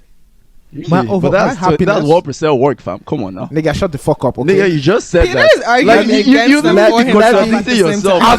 I'm like, bro, can you stay at one point? Peter I is said I'm literally against talking about myself. and for himself. I'm at the talking same about time. myself now. I'm not talking At the about same the time. 1% niggas, okay? That blew my mind, man. You guys are not understand my English. Okay. Oh God, continue. My statement was about the 1%ers. Am I a 1% in my field? No. No, I'm not a 1% in my field. Do you think you're gonna get to a 1% level In my field? in There's a possibility, I anything hope you so. want to do in life, whatever it is? In anything yes, I think I will get the 1%. Yeah. So like that. So that means you're pretty. So you're saying you're not going to be happy until you become the 1%. No, I never said that. So if you're putting in the 1% work right now, what is stopping you from being happy? The people who No, Peter, you think you're going to be a 1% guy? Yes. Yep. Do you know what 1% looks like of putting in the work of what makes people who get to the 1% out? What does it look like? This podcast, doing this work makes me happy. You understand what I'm trying to say? Is this 1% work? This is 1% work. I don't How know is if this you don't 1% think work? I don't know if you think the Afro journal is not 1% work. Afro journal is you think it's 100% work. 1% 1% work. You think it's 1% No, what I'm work? trying. I think you need to reevaluate what your 1% No, is. what Yeah, I'm I trying don't to get say. it. And the effort you Oh think my it takes gosh! to make What it I'm to trying 1% to too. say, what I'm trying to say is that people who do 1% work, they find satisfaction from that work. And I'm right? saying, how That do you is all I'm saying. make that Not statement? achieving, not going to the 1%. That's not what it's. The people who do the 1% work love doing that work. That is all I'm saying. And I'm saying not necessarily. All right, let me get back to my point. But yeah, 'Cause let's I'm not get gonna back. have We'll the just argue discussion about it. anymore. Yeah. Bring it home. Peter, get back to your points. What do you envision as Yes. happiness? I envision me personal happiness as having a family, What? having a wife. Hold on. Let me stop you right there. What the fuck? What? Yes, yes. And to be able to provide for that family. Peter, gotta recalibrate your entire life right now. What? Because 1% is where the happiness is at. But yeah, you're talking about wife and kids. What? You guys didn't hear my English. I said the 1% niggas who sacrifice Their family, and all their that, wife, and the stuff same like that. kids. Their friends. That's what I'm saying. They love doing that shit. I'm not part of them. Yeah, but you're going to But be. you said you want to Yeah, you're be. going to be. Oh, So you're going to so you're going to enjoy sacrificing your family. Nah, there's a balance. There's a balance. But the there's a thing you balance. claim to bring There's you a balance. happiness, you're gonna sacrifice There's to a join the balance. 1%. The 1%. balance. I'm like, There's a balance. this man. The math is not mathing. not Why mathing you at guys? all. Why you guys acting as if you don't understand what I'm talking about? You guys understand? 2 plus 2 is not equaling 4. Nah. I'm making 2 plus 2 equals 5. I'm built different. Okay, simple and short. All right. Okay. Okay. I have Okay. my happiness, my true happiness is obviously being extremely successful in my work and life progress. I'm having an impact on this world as well as having a family. But there's a balance to that. Most successful men, extremely highly successful men, have a hard time balancing balancing work and family. Right? Can we agree on that? Yes. We can agree on that. Why just men? People. People. Sure. I'm talking about men, but if you want to bring people in, it can be validated for people. All right, I'm talking about men. Most men, right? Mm-hmm. I'm just trying to trigger you guys. Most people, okay, most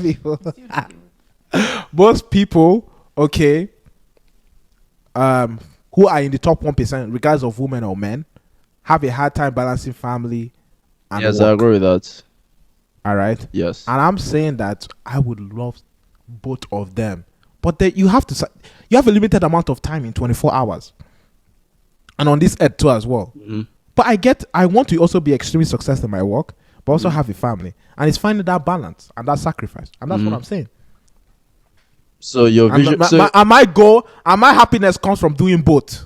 Okay. You know what I mean? That's all I'm saying. So which one do you think would be more important, right? Like, let's just say you had to pick one. More important? Like, which one do you think would be more important if you had to pick one?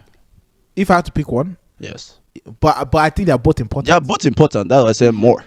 I'm not like, okay. Actually, let me even say this right. Because me. Wait, hold on. Before you give your answer, you're still going to give your answer. But I don't want people to think that I'm saying your work is not important too. Like, especially for men, obviously for everybody, but especially for men. That's very sexy. The pressure to be productive, the pressure to provide, the pressure for all these things. If you have the best family, if your family is in a shitty situation where they cannot eat, you're not going to be happy, fam.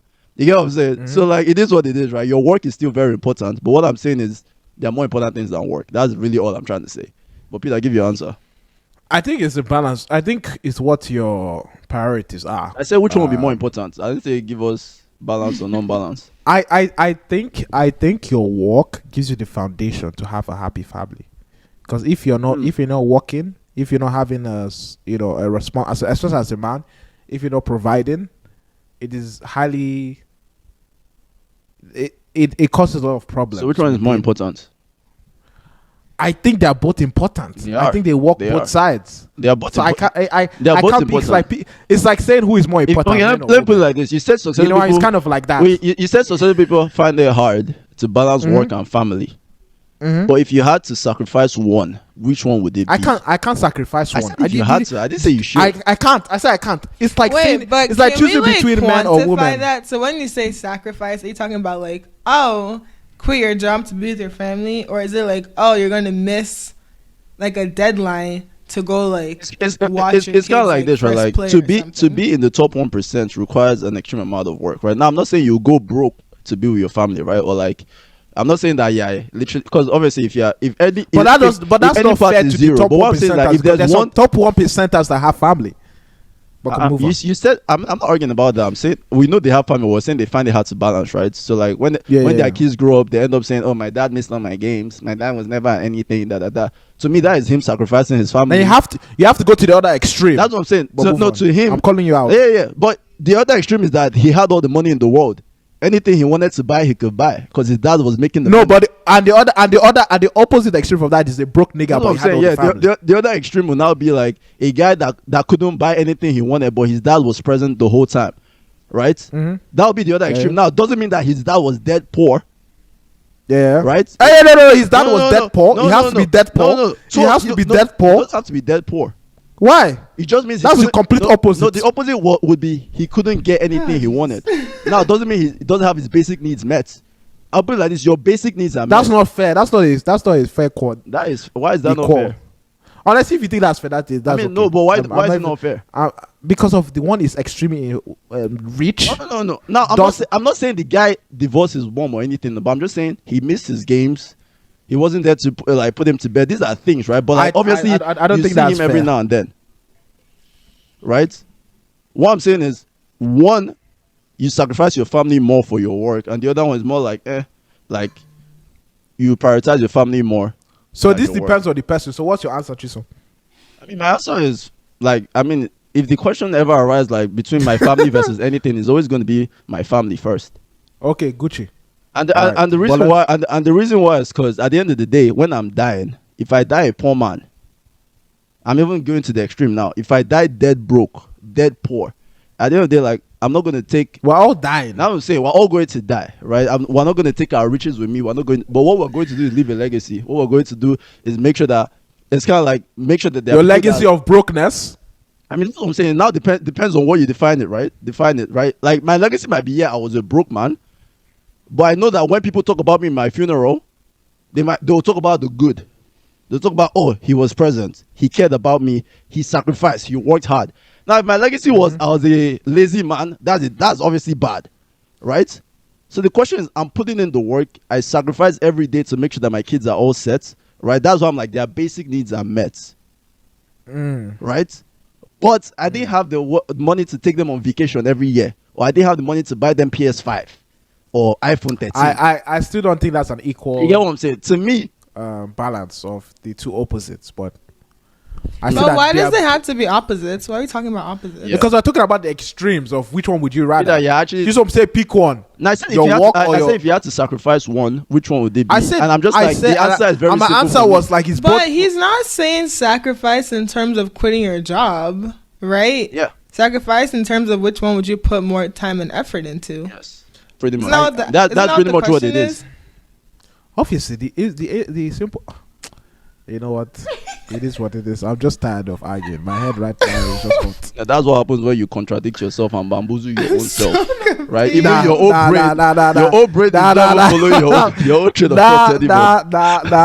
But anyhow, let's move on. Let's move on to the ladies that beg. I like Peter, you've looking been pissing me off this episode. I literally just want. No, the reason is what I want. The reason is because you're not allowing anything to land. It's just like, bro, like I'm literally. I said that you guys can. So you want me to agree upon? I'm very confused. You say you should agree, but I'm just saying let something land. Let it land. So let me hold my own point now. You're just talking out of your ass. Yeah, that's what I'm saying. Like, you're just like anything is just like but like I'm just like, bro, like your logic is never lining up anymore. But you're still I was thinking what I'm saying. You guys were the ones bringing this shit back up. I literally just moved on to say that, we should talk about what we envision. No, Peter, you brought it back up because because his question, you still haven't answered Chisom's question, which is what would you sacrifice more? He said he can't pick work. He said he can't pick even one. I'm even talking. Also, his answer is he's not picking. His answer is he can't pick one. That's his answer. I'm even talking before that. Because we moved on to what would you describe as happiness to you, and I answered that you guys started bringing up your contradicting because your answer contradicted the whole statement you made the first. Why are you guys bringing it back up? Because your answer was really a contradiction to what you've been arguing the entire first half of the podcast. Exactly. Nah, that's fake news. Oh my god! Run it back. Listen to the records. Run it back. But Aleye. Which one would you pick? So we're talking about at this stage in your life. Any stage in your life. If there's ones that you prioritize more at different stages, you can break that down as well. It doesn't have to be like a one answer, right? If you're like, okay, now I'll pick this more, and then in 10 years I'll pick this more, in 50 years I'll pick this more. You can break it down. So as well. I feel like when I was gonna say when I was younger, but I'm not even that old. But I feel like when I was still in school. Yeah. But like for me, school came first. Yep. Right? So if it was to pick studying for an exam I had that day versus going to a club, I'm going to pick studying because I can't fail. You're going to a club, okay. I'm not going to fail, right? But I feel like when I first started my job, I used to sacrifice like my personal time and my free time a whole lot more. Mm-hmm. Than I do now, since I'm trying to do now. It's like I'd be working until like 1 in the morning just trying to like finish a project because again, is that Niger energy, you get me? Yeah. Exactly. I can't fail. Yep. But I feel like now as like I'm trying to reevaluate my life and what I want for the future, I'm starting to realize work is always going to be there, right? There's always more stuff that you can do. But moments of you spending with your family, you can't get back, right? So whether it's like leaving work an hour early and taking PTO to go watch my brother's track meet, or like taking time off to help my mom like go grocery shopping, right? These are like quality time you're spending with your family you're not going to get back. So I feel like as I'm moving more into my adulthood stage, I'm more likely to prioritize my family than I am to work, because work would always be there. I can take an hour off and do what I need to do with my family, and then maybe stay up an hour later to finish the work I have to do. But at this point, I'm trying to make sure that like my family comes first, and also like seeing my parents grow older too. Yo, that is real. Have to think about that. They're not going to be here forever, so I'm not going to sacrifice more time, like 2 hours hanging out with my mom, going to movies, to be sitting down working on a project that's going to be there. Like if I get fired today, if I fall sick today, someone else can take over the project and get it done. But, like the same isn't with my mom. Like once the person's gone, they're gone. So for me, it's easy. Family's always going to come first. Yep. Yeah. That's actually a very good answer, because I mean, obviously I agree with you. I'm not saying it's the right answer, but obviously by bias I agree with you. But when you said that the parent growing older thing, that thing actually hit me hard this year, because my dad is turning 60 this year, and then like I was just thinking about like yo, This man's about to be 60. And we're trying to get him a present and everything. That's still in the works and all that. But just thinking about it, I was just like, bro, like, there's a lot that I haven't been able to tap in my dad yet. And not cause obviously like I spend time with my dad. I talk to him every week, this and that. But just like I feel like that longing for more is still there. And then obviously that like negative thing of just like, yo, if your dad dies today, how do you feel? And that thing just literally began to like scare the hell out of me, because I was just like, bro, there's so much I've been saying I'll do for my dad that I've been procrastinating, because I'm like, I'll do it later, I'll do it next year, I'll do it. I'm just like, bro, I don't know, like, obviously by God's grace he's going to live to 130. You get but like I don't know, that thing just really hit me this year, and I was just like, yeah, like that, like sacrificing, like work is always going to be an important part of my life. Like I've been working 12-hour days sometimes. It is what it is. Even this Afro journal, sometimes like we'll be editing at freaking 8 a.m. I haven't slept. You get what I'm saying? Like things like that. It is what it is. But I'm doing that because one, I'm doing that for my future family and my future self as well, right? So obviously that's a constant. But I also have to be present enough to know that my future self will come. It is what it is. But I have to be present as well, because I don't want to live with regrets. So I have to make sure that I'm appreciating the people around me today. So that's like a huge thing that hit me this year. And I'm like, yeah, I need to do better with that. Yeah. Bo, what about you, fam? I'm right there with Can you just zoom into Peter's face right now? This guy's thinking about his life. Speaking about his life. Nah, I've been peeping it. Peter has not been here at all. He's in another world. I don't want to talk before I start. You know, yeah, good. That's a good choice, man. That's wisdom right there. I'm proud of you. But yeah, it's the same for me. You know, I ride for my family. There, at the end of the day, work doesn't give a shit about me. Like, I could die today. What are they gonna do? But no, your family is always gonna be there for you, no matter what. Like, good, bad, ugly. I think as a person too, like, I don't have a problem prioritizing other things over me, and maybe that's not a good trait. You know, I put myself at the bottom in a lot of situations. It's just me. Like, it's just Bo, your glazed chocolate donut. Like, I'm always like here for the people. Or is that like inferiority complex? What's that? Good question. I think it's just me wanting to be a good person. Okay. Sometimes being a good person is putting yourself first, though. Yes. Yes. You feel like you need to pay before you get? I think it's a personal. I think it's just a personal trait. Just like putting yourself first can be a bad thing as well. Yeah.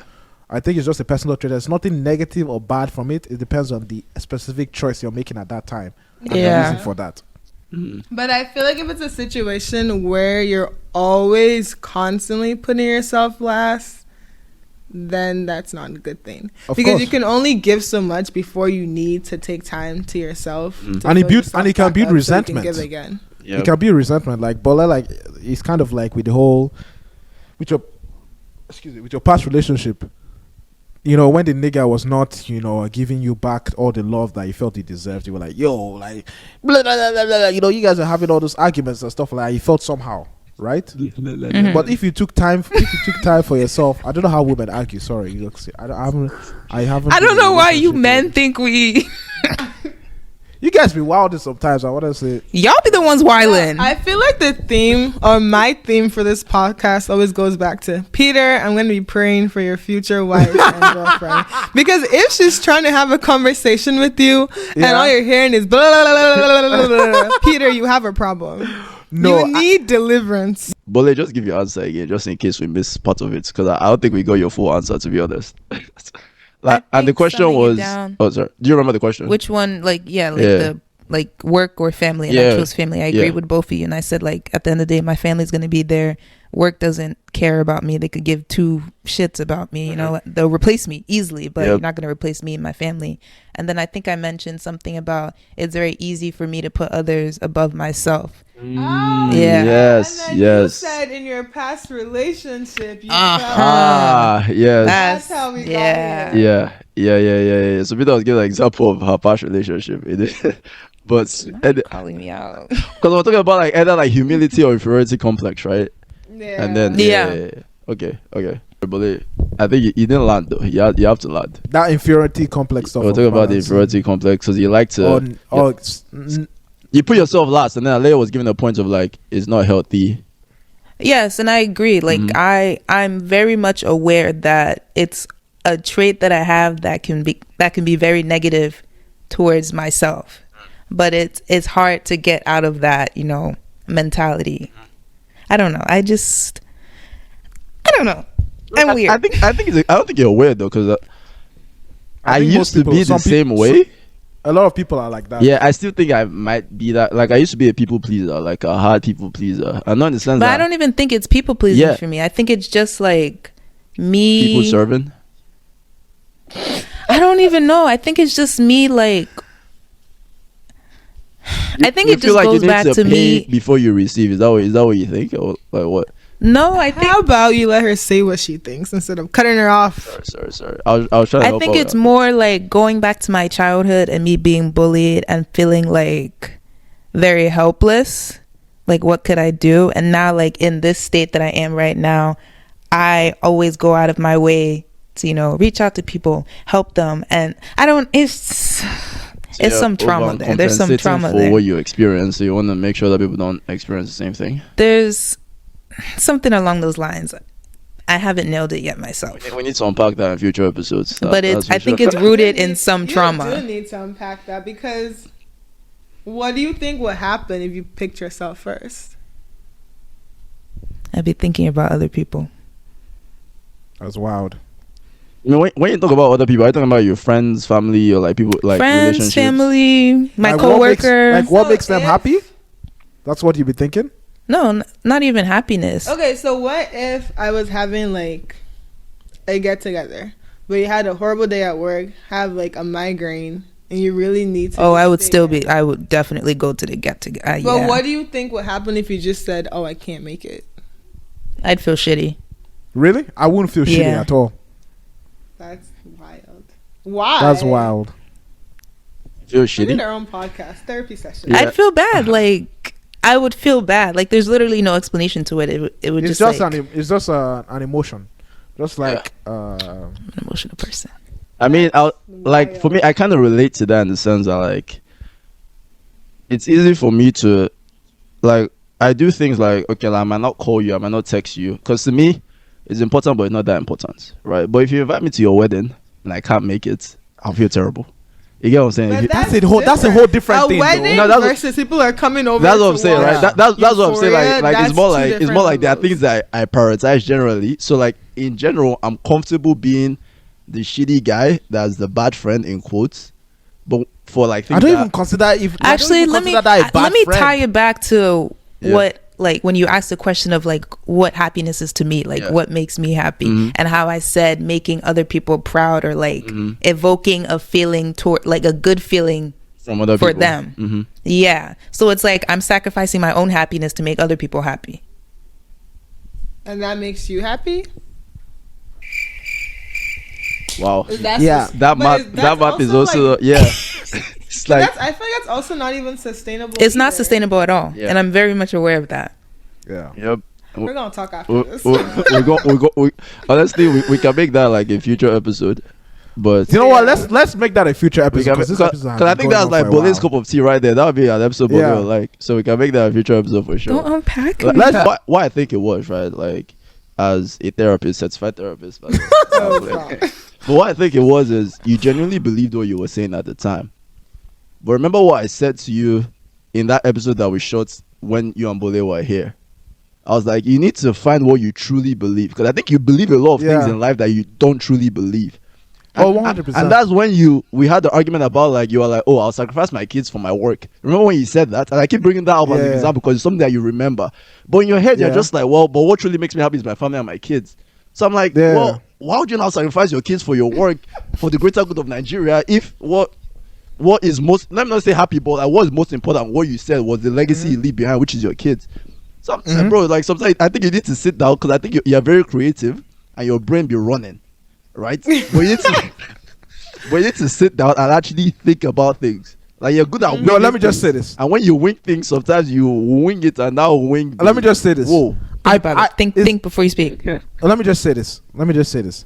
I'm actually thinking, but let me just say this. I think there are different philosophies in life and there are different belief systems, and it depends on what you believe. I've logically said of like people who sacrifice their life for the greater good of like a nation or for the greater good of the world, like, you know, being a soldier, just being in like the whole of, if you know about history, the whole of Japan, and when they were fighting during the World War II, they literally died for their nation.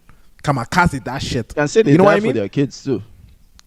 Yeah, they died for their country, and not necessarily their kids. Their kids are part of the country. The kids are part of their country. Yes or no? Yes. But when we were talking about sacrificing your family and kids, it was kind of like your kids are still part of your nation, so technically they benefit if you help Nigeria. Yes or no?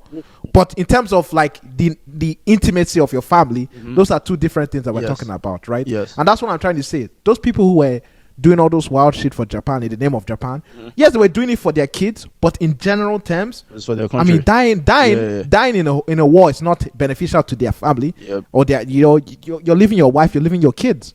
So that's my whole thing. It's like it's different philosophies. But I feel like you're off of Chisam's point, and I think what Chisam is saying is that you have to really do the work to sit down and decide what happiness means for you. No, I know what happiness means for me. Is gonna make you, well, not just you, but like the audience in general.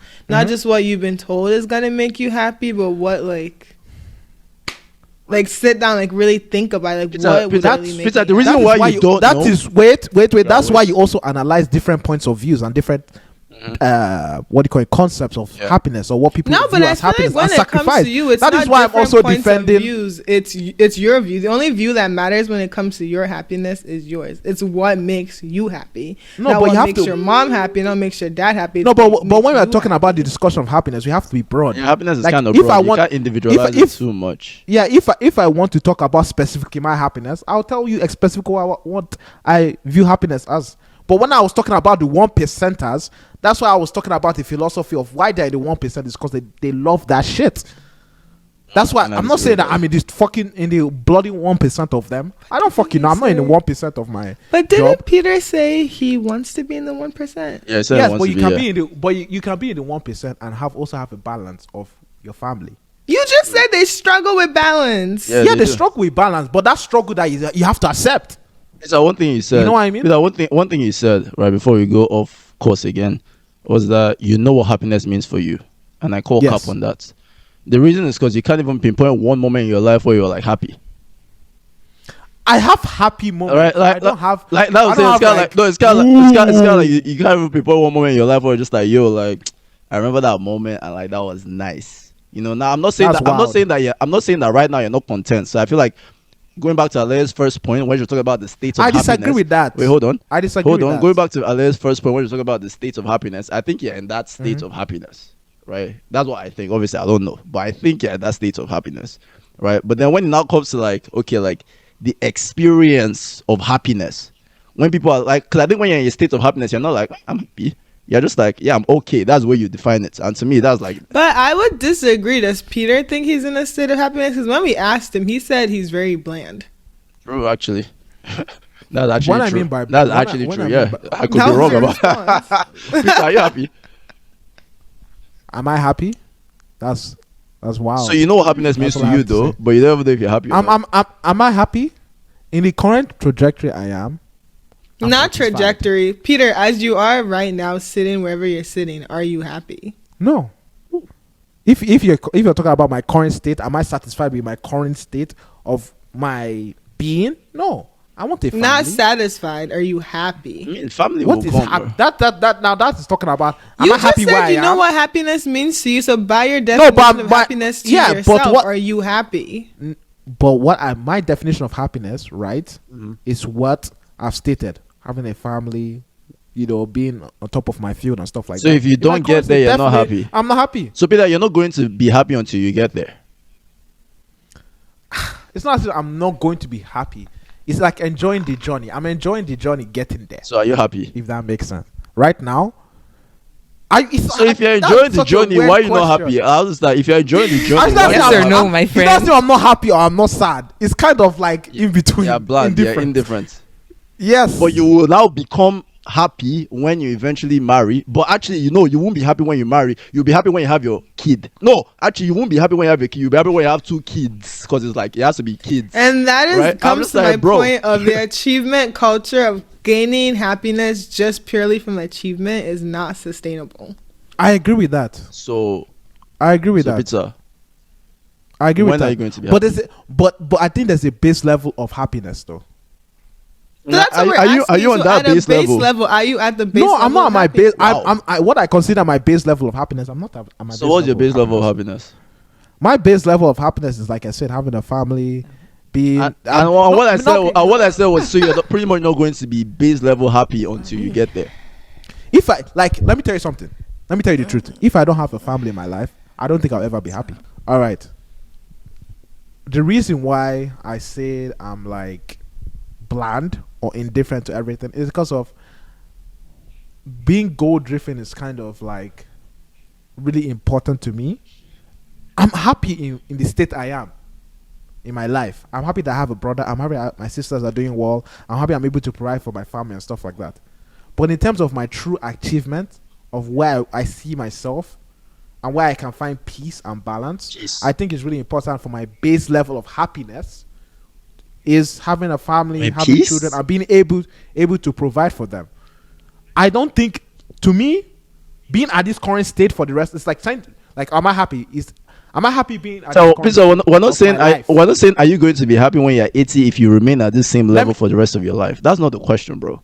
Okay, yes. And we know that the answer is obviously going to be no. As humans, we like to grow. The state you are in right now, for this moment in your life, are you happy? It's not if I was meant to stay this way for the rest of my life, will I be happy? The question is, are you happy? Look back at your life. Being in your current state. Being in your current state, understand that. I don't even understand that question of the current state of being. Okay, then just are you happy? Like right now, are you happy? Well, I was happy 10 minutes ago. You know what I mean? You're happy 10 minutes ago. What is that question? When I was saying some funny shit, okay, I was smiling at that stuff, right? Okay. But what I'm trying to say is that it's like actually, okay, are you guys happy with the current state you guys are in? Not with your current state. Are you happy right now? Am I happy with your life right now? Are you happy? That's the same question. Are you happy with your current state right now? Yeah, because when you're answering the question, you keep on saying, "Oh, in the future." We're not talking about the future, right? We're talking about this present moment, like this life you're living right now. Are you happy? Am I happy with what I'm doing in my life currently? Yes, I'm happy with what I'm doing in my life. Okay, so there's your answer. You're happy. That's not the same answer though. That's different though, because Peter is saying I'm happy with what I'm doing. Right? Is that not what I'm doing now? That's still like I'm doing things that help me achieve my goal. In conclusion, I think you should go to therapy. No, you guys are wilding. So what you're trying to say? I should just be happy for who? I'm saying you should just be happy. We're just trying to. That doesn't make sense. That's what we're saying. We're just trying to ask, are you right? And then you say you know what happiness means to you, and then we ask, okay, well, and I told you. I told you the future family, goals of that. Then when I ask you, that means you're not going to be happy until you get there. No. So what is that? That's what we're saying. So what does happiness actually mean if you're going to be happy before you get there? Because happiness to you is your family, your achievements, your this, your that. So your wife, your kids, your all that. Then so we're not like, okay, so what about now that you don't have those? Are you happy? And you've been struggling. It's kind of saying that if I say I'm not happy, it's kind of like I'm sad. Well, not necessarily. Not necessarily. Not like necessarily. You said, you're like right now, I'm not happy, but like I'm good. Okay, so therefore I'm not happy. Okay, so that's the answer. So why do I need to go to therapy for that? I don't get that. Because you never answered. No, I said I was bland, but you guys had a problem with that. No? I mean, that was a different question. The main reason why is because we're asking you, okay, like, how do you feel right now? And then what's happening to you right now? And then you're not talking about like your future. I'm just like, bro, like, come back to the present, fam. Yeah, too. And then it goes back to your goal-oriented, happiness-inducing self. It landed, right? And I was just like, bro, like, like, why is that such a, like, what? If that is such a state of, like, if that is such a requirement of happiness for you, that means you're pretty much not going to be happy until you get there. And when you get there, and then when you get there, you might realize. But if you're truly a goal-oriented person, you're never there. Yep, because you're never there because there's going to be the next goal. There's a new one. But I've said this. But I've said this. Comes from chasing your goals. You're never going to be happy. But I've said this. I'm not a happiness-seeking person in life. I said that at the beginning of the episode. I don't believe in that philosophy of chasing happiness. Mm-hmm. So we move on. Okay, cool. Okay, Aleye. Actually, same question. Am I happy right now? Are you happy right now? Definitely. Yeah. Extremely happy. It's good. Okay, why? Just quickly. Why? It doesn't have to be long. Yeah, I think. Well, I've been doing a lot of self-work. Yeah. And I think I've just been trying to find joy in simple things. Like I talked about, like I learned how to swim. I try to go swimming once a week. I'm trying to learn how to roller skate. Mm-hmm. It's like that, like learning and trying new things brings me happiness. I'm surrounded by my family, bestie, like all my friends are around. So like just hanging out with them brings me happiness. I'm in a healthy, safe relationship.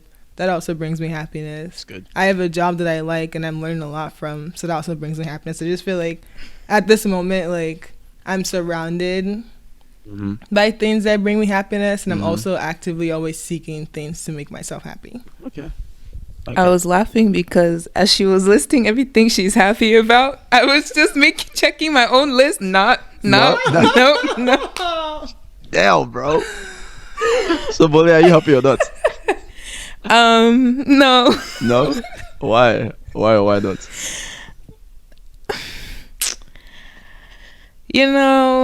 There's no one like concrete answer. What do you think? I'm just okay. Actually, no. Finish answering, then I'll ask the next question because I think it's like a follow-up that everyone can just close out with. Honestly, I don't even have like a good explanation as to like why I'm not happy. I just feel like Okay, yeah. I was just going to say your base level of happiness is not fulfilled. It's not. No, I agree. Exactly. So how can you ever be happy if your base level of happiness is never fulfilled? But like you have all the requirements in life, you're surviving. Exactly. There are different tiers. So if you want to be happy, in quote unquote, there's a goal that has to be reached. You can't just be in a state of just like, oh, I'm in survival mode. I've done that. There has to be something else for you to achieve that barrier of happiness. Right? I disagree. So there's a base level. I disagree. Okay, why do you disagree? The reason why is because there are people that might be in like quote unquote survival mode. Now obviously they are stressed. They don't know when their next meal is going to come. Right? But then in the same breath, they are at peace.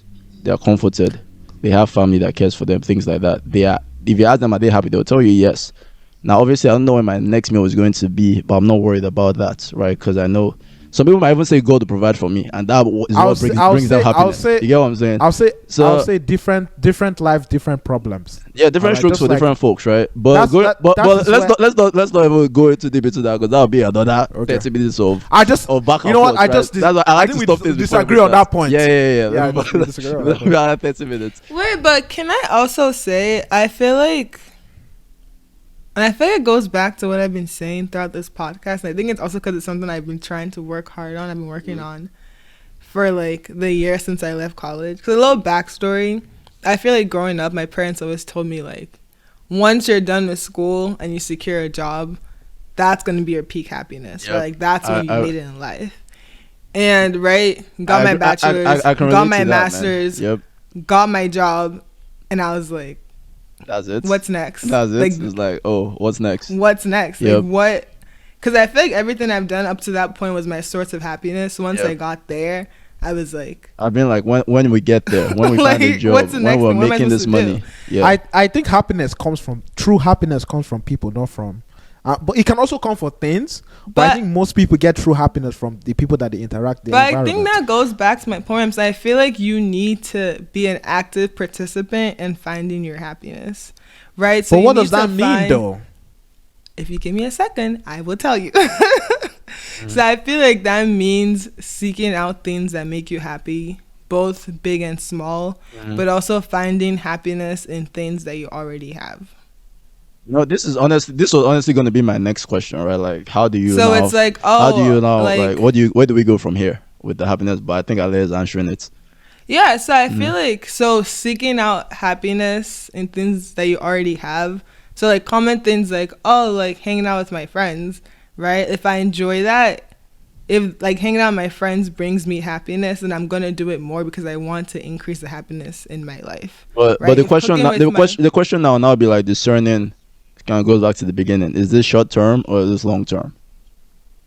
Right. Exactly. That's what I'm saying. So like to me, that's where like the tough discernment has to come in. Because sometimes you hang out with your friends too much, like literally. It also depends on your ambition. It's like, bro, like go and walk, fam. You're always at your friend's house. No, yeah. So I feel right? like that's also why you need like the different components of happiness. Which is why I'm saying you can't just have only one thing that brings you happiness. Right. So that's why you need. I think Peter said this. Yeah, he was saying about the balance. Yeah, like you need like all those different things that bring you happiness. But I feel like within that you have to figure out. So I have to put this. Like you need to know the things that bring you happiness, and the things that bring you happiness you do, right? And the ones that don't bring you happiness and don't have any value in your life in the long term, you don't have to do, right? You still do, because that brings you small sort of happiness, you know. It's like just said it doesn't bring you happiness. But if it doesn't bring you happiness at all, then you don't have to do it. Oh yeah. The question will now be like for how example, do you now running. If you hate running, you don't have to run. There are other things you can do in that place that would like. But it's like, I don't really agree with that. But I kind of agree with it. Let me just say this. It's kind of, I mean, you can hate running, but if you hate cardio, which is in general good for you, that's a problem. You're in trouble. But that's what I'm saying. Which is why I said you need to seek out happiness. So if exercising makes you happy, you need to seek out the type of exercise that makes you happy. I disagree with that philosophy of happiness. So you think that you should just do stuff that add no value to your life that makes you unhappy? I think you should make life as less sufferable as possible and take up as much responsibility you can, that you're able to do. That will give you the best possible. So you're loading unnecessary, stressful. No, that's not what he said. As much as you can. With what Peter is saying right now, I'm inclined to agree. But like take up as much responsibility. But Peter, explain it well though, because I don't know if we're thinking about the same thing. Explain it well. What do you mean? I was just going to say, like, it's kind of like you need to do what you have to do in life to become a responsible adult and human being in society. Okay. And if you're able to take on more, do that. Okay. You know what I mean? That should be your goal. If you have the capacity to do that, and I not necessarily disagree with that statement. See, I get what Peter is saying, but I also feel like you're misunderstanding me, right? So let's say a job, for example. We all know you need a job. Most people need a job to survive in society, right? You can just pick to get like an average job that would give you money and like maybe not bring you happiness, right? But if you're living a life where you're actively seeking happiness, you're like while working on like whatever job you're not really in love with, you're going to be trying to find a job that makes you happy and also fulfills your need for money. Oh, yes. Which is what I mean by seeking out happiness. So if you're unhappy with your job, I don't believe you should just sit there because you feel like, oh, I need to be responsible to bring money into my family. I never said that. No. I'm not saying you said that's what I'm saying. So I feel like if like you need to actively seek out a way that like fulfills the needs that you have, but also brings you happiness. But we also have to be realistic. This world is not fair. There are some people who what they love does not produce any monetary value. Like being a teacher. Being a teacher is probably one of the most fulfilling jobs, person to person wise. But in terms of the monetary input, it's an extremely low paying job. They're underserved. You know what I'm trying to say? In terms of the economy. So that's an issue right there. So what do? Do you follow your happiness and be in a state where you're not, financially free, right? Or do you do something you hate for a while and gain that financial freedom, then come back to so and so? I think it's a balance of things, like I said. Yeah. I just think it's a responsibility that you're willing to take and just do that. If you believe that you have the capacity to do it, go for it. If you don't believe that, stay where you are. It's your own choice. I feel like we're saying the same thing at that point. Beautiful. If we are saying the same thing that we're saying, I'm inclined to agree with that. And I think because I said at the beginning too, like I don't really agree in chasing happiness, because I think if it's like if you put too much value on it, it will be hard for you to enjoy it when you actually experience it. Right. And I don't think that's what Aleye is saying. That's the thing. Like, I think Aleye is using the word happiness, right? Yeah. And obviously it can be used however you imagine it to be. So Aleye is using like Aleye is thinking like point long I term. said I'm using the word happiness as a state of being, not as a feeling. Not as a feeling. As okay. a state of being. As a state of being. So that's what I'm saying. So it's not like in that case I wouldn't even use the word happiness because I'll consider happiness like a feeling. But obviously, that's when you now go into definition and subjectivity and things like that. That state of being, I even have a problem. For me, it's just more like For me, it's more like I think happiness as a state of being, I agree with, because you can learn to enjoy the work that you're doing, even though it's not fun. For example, when you're working out, the first day you feel like shit. Day 2, you feel trash. 2 weeks later, you're like, gee, this doesn't feel too bad, right? That's your body learning to enjoy going through stress. Someone looking at you be like, bro, like you're not even happy, fam. But it's more like, well, like I'm learning to enjoy the journey, right? So not everything is glitz and glam, but I can learn to enjoy the process. And to me, that's the state of being that I think Aleye is talking about.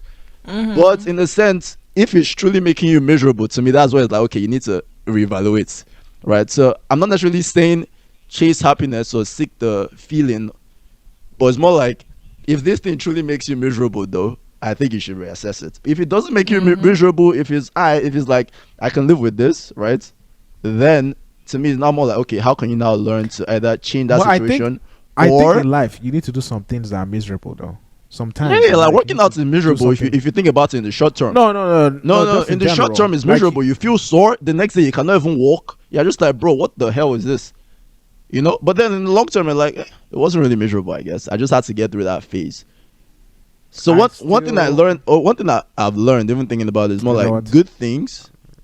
Good things always look bad in the short term. Let me say always. Most of the time, good things look bad in the short term, and bad things look good in the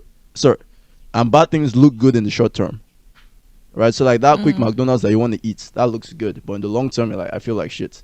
That salad, it looks terrible, but then in the long term, you're like, oh, I feel great. So I think in general, if we use that as a rule of thumb for life, you probably that's extremely fat phobic, but we'll move on.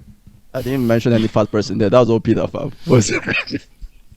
Right? But like, I think if you use that as a general rule of thumb in life, I think you'll be okay. Now, I'm not saying it's going to give you all the answers to life's biggest questions, but I think you'll be all right. You'll be all right. So I just think it's more like just do the things that you know you shouldn't do. To me, that's how I try to live my life.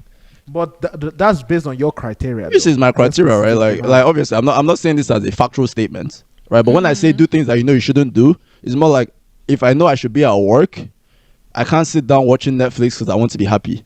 You get what I'm saying? I have to get my ass up and go to work. Now, in the same breath, if I know I'm working too much, I can't keep working and expect to be okay. Like, bro, like take a break. Do things that you know you shouldn't do. Sorry, don't do things that you know. But does that put you in a state of being happy? Now I'm saying my argument is not even to be happy. My argument is to be okay. No, but argument, but like my state. Aleye's state of. I think it does because I think Aleye's state of being happy is not a feeling. Like she said, it's a state. Yeah, I'm saying like it's a state. It's more like a presence. I'm asking. Yeah, and I'm asking that like. Does doing all those sort of like, you know, that short-term, long-term stuff we just discussed, does that put you in a state of being? That is why I'm trying to attack Aleye's. Does it put me in a state of happiness? I mean, if it's good for you in the long term, generally it would. That state of being happiness is kind of. What's your question? I just don't agree with the perception of the state of being happy. It's not even a real thing to me. You don't think you can just be happy? I think you can be happy, but you can temporarily be happy for Peter, can you be satisfied? Peter, can you be satisfied? You can be satisfied. Can you be content? Yes. You can be content. What is happiness? If that's what happiness is. I mean, you literally defined it for us. You. Contradiction. Like, if satisfaction. If satisfaction and contempt is what happiness is, then okay, I agree with that. That's why I was also trying to be intentional about making that distinction, right? That's why I was like, the feeling of it, I don't want you to chase it. I wouldn't chase it, right? But if it's more like the satisfaction or the contentment that comes with doing what you know you're meant to do, you know you're growing in life, you know you're moving forward. Yes, I'm not a billionaire at 24. Is that not goal driven in itself? No, you're moving forward, right? Doesn't mean you're chasing a goal. but I'm already content in my current position I am. If I'm chasing the goal, to be like, I won't be content until I achieve that goal. But if I'm already content before I've even achieved the goal, then yeah, I'm happy. In my definition, at least. No, but you said that. I'm moving forward, but I'm already there. Like, but you said, let me just say, you said that you had to sacrifice something, right? You always have to sacrifice, fam. Yeah, you have to sacrifice not eating a burger, which makes you short-term happy to be long-term happy. Yep. Is that not chasing something to be long-term happy? Is that not chasing a goal right there? I mean, look at it this way, right? The burger is actually going to make you miserable. What I was saying, what I was saying is, do things like, if something makes you miserable, right, in the long term, stop doing it. Because if you look at it, the burger, it makes you happy and miserable at the same time. The thing is, the misery comes later, the happiness comes first. The happiness is short, the misery is long. But that's the happiness is a state of feeling, though. No, that happiness is that feeling that you're getting, right? That is not the state of being that we're talking about. It's more like that short-term dopamine hits. It's kind of like wanking. After you've wanked and you're done, you feel like shit. But while you are doing it, you are having the time of your life, fam. Peter, I'm sure you can relate, right? But you get what I'm saying? It's just more like, think about things that are good for you in the long term. To me, it's more like, don't do things that actually make you miserable in the long term. Then I think within that you might find happiness inside. I don't even think that could even reach happiness. So Peter, do you think the state of satisfaction? Peter, I have a question for you. So do you think you can't just be happy as a state of being? Like, you're saying there always has to be a goal for you to be happy. Is that what you're saying? I don't think just you being of the being, you can never say that you're happy. It's an ever evolving thing, if that makes sense. I just don't disagree with that state of being of happiness. I rather rephrase it, the state of being satisfied or contempt. What does happiness mean, bro? That's why we asked for the definition at first, and you defined it, and now you're using the words you used to define happiness to say that you are that thing, but you're just not happy. Yes, I get it, but I mean, it is what it is. I might be drabbling nonsense right now, honestly, but I just don't. I honestly want to understand what you're saying. If you understand what I'm trying to say, I mean, if being contempt is happiness, Chisom, like we say that, when you say I'm happy, right? I'm in a state of being happy. If you mean that satisfaction and we both agree on that definition, that's what you mean. Yes. Then okay. What other definition are you thinking about? Well, I don't think being satisfied automatically makes you happy. So being satisfied does not make you a state of being happy. No, I think satisfaction is a component of happiness, but I think happiness is I think you can be satisfied without being happy. Like, if I do a job and I'm like, I'm satisfied with it, like there's some homeworks you've turned in and you're like, you know what, I'm satisfied. Take it. But you're not happy with the work you did. You're just like, it's good enough. Exactly. What I was trying to state from that is, like, if I'm in a state of being satisfied, does that make me in a state of being happy? It depends. Is that what happiness is to you? Exactly. That's what I mean. You know what I mean? It becomes your for base me, it's not level like what is the alternative? What happiness? No, my question will not be like, what would be the alternative, right? Because then, to me, you're now getting into the feelings territory. No, I'm talking about what I'm saying. Like, if satisfaction and contentment is not enough for happiness, what else would you need? I believe you can never reach that state of happiness. There's never a state of you being happy. So you're never going to be happy in life. I think that does not. Peter doesn't think there's a state. I don't think you just said there's no state of happiness. So Peter is saying there are moments of like, he thinks there are moments of happiness, but he doesn't think there's a state of happiness. Yes. That's what Peter is saying. So you're saying happiness is a feeling then? Happiness is going to be a feeling. I don't think there can be a being. That's why I disagree with that being of happiness. But I said that there's a being of satisfaction. Wait, hold on. Define happiness then. I literally just said happiness is a feeling of a chemical reaction, blah, blah, blah, blah, and a temporary stuff. That's what I mean. I'm talking about the actual definition. But the state of being happy, of you just being, I don't think that ever exists. Because it's human nature to ever want more. And more and more and but more. I feel like you can want more and be happy. Wanting more doesn't make you unhappy. Like, okay, does wanting more make you unhappy? That's temporary. What? I disagree. I mean, wanting more doesn't. Peter, Peter, you're going to want more for the rest of your life, right? when you were a kid, you wanted to be an adult. Now that you're an adult, you wanted to go back to being a child. But at the same time, you are looking forward to getting married. In the same breath, when you have kids, you're just like, I miss being single and I didn't have kids. And I didn't have nothing to worry about. We're always going to look at other things as like, yo, like that was nice. But are you saying within all that, you can't be happy?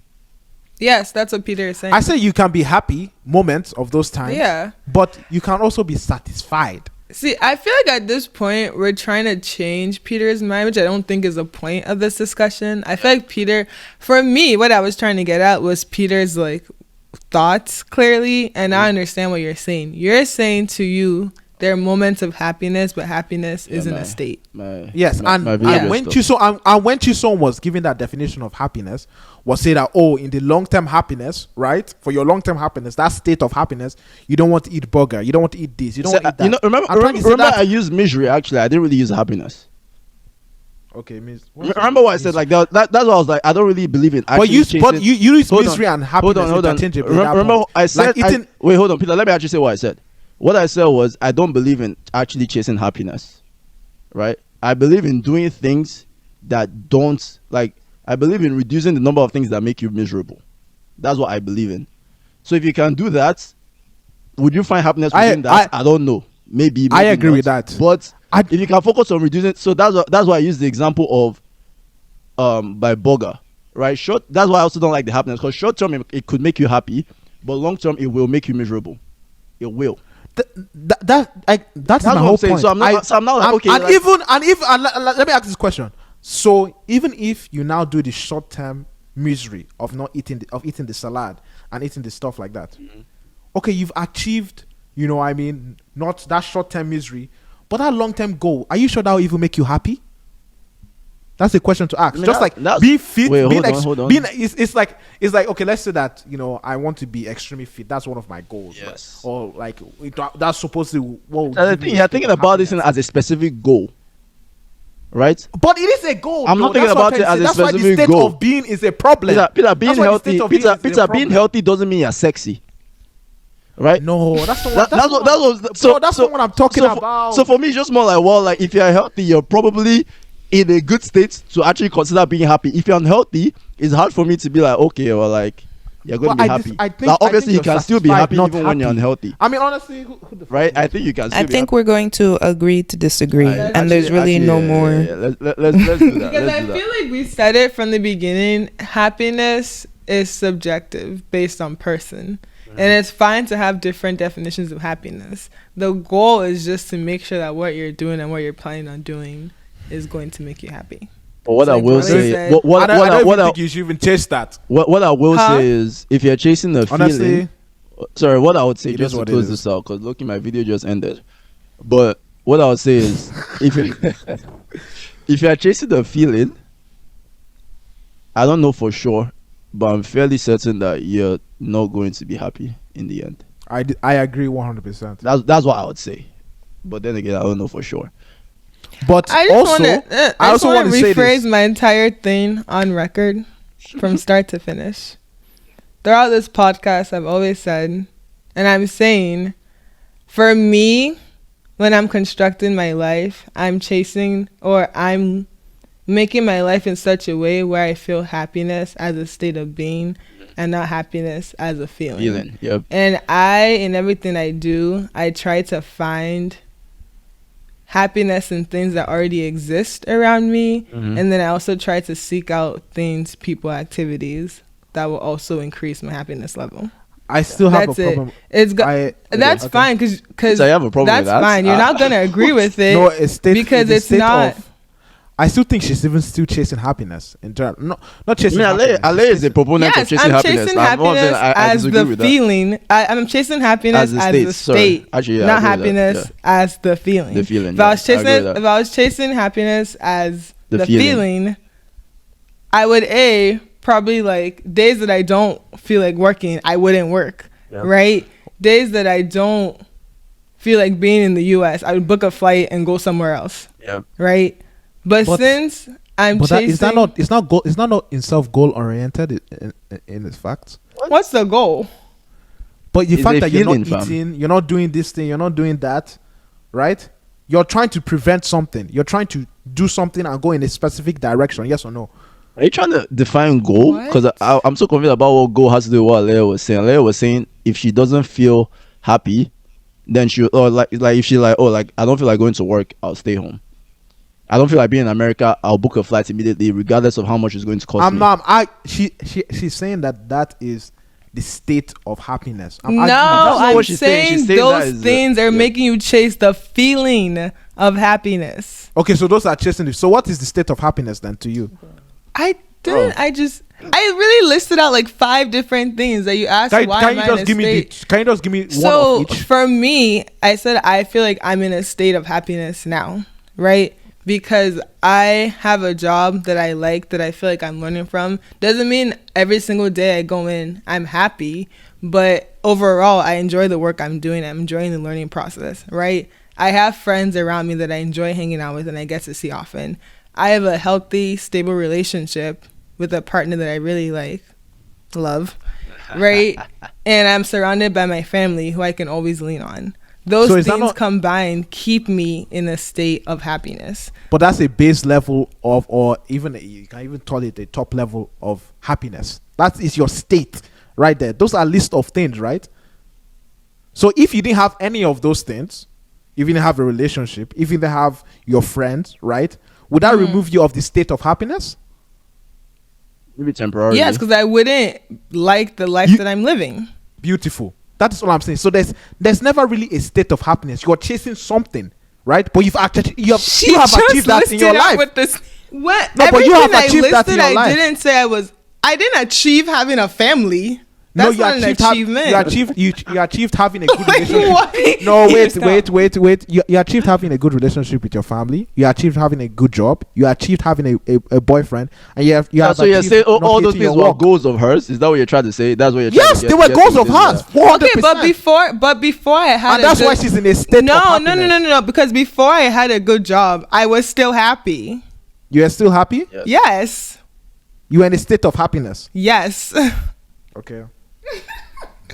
It's I'm not denying that your goals bring you happiness, but for me, your goals bring the feeling. For me,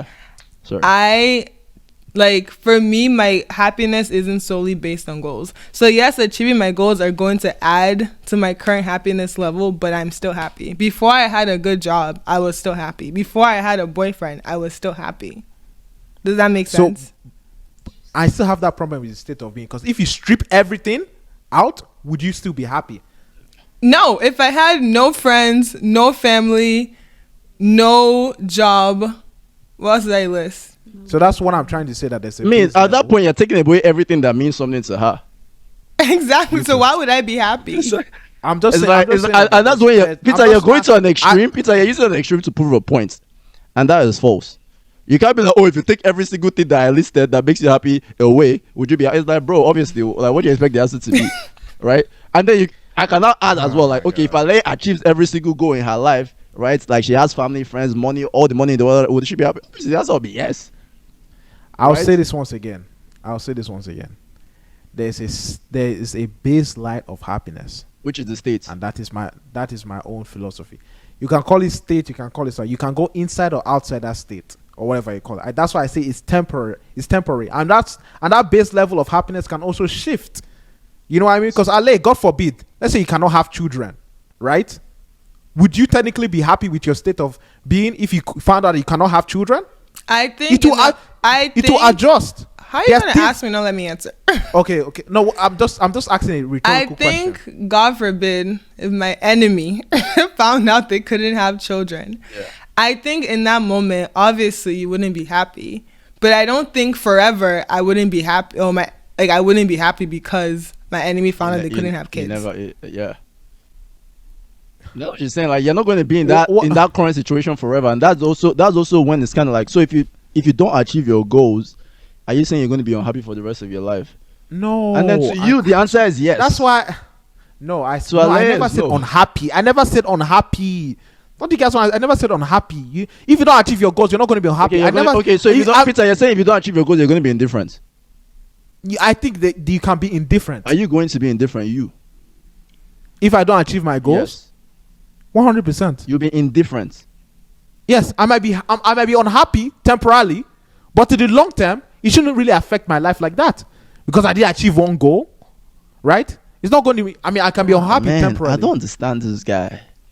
I don't really understand, man. Because this is when we're now going to trying to define indifference and all that shit. To me, if you're indifferent, that might even be like I don't know if it's true, but it might be like a deeper issue. But I don't know. We're not gonna get into that. That's a different conversation. Not the eye roll. We'll have a separate episode where we just unpack everyone. Yeah. That'll be a completely different conversation. But I think everyone got it off their chest what they actually mean by happiness and not happiness. Right? Does anyone have anything else they want to say? Yeah. Yeah, I'll just say my definition of happiness is a base level of things that you want to fulfill that will make you satisfied, and that's different for each and every person in this world. I don't think there's a state of happiness, or you can even call that base level the state. That's what I'm saying. Like, you can even call that base level the state of happiness, but I'll even categorize it the state of happiness. I'll say that it's a state of satisfaction. But happiness is satisfaction and content. To each their own. At this point, I think it's fine that everyone has different definitions because we're different people. Yep. Actually, and that's fine as well. Like what is important to you might not be important to me. What's important to Peter might not be important to Bole. It is what it is, and that's what makes us unique.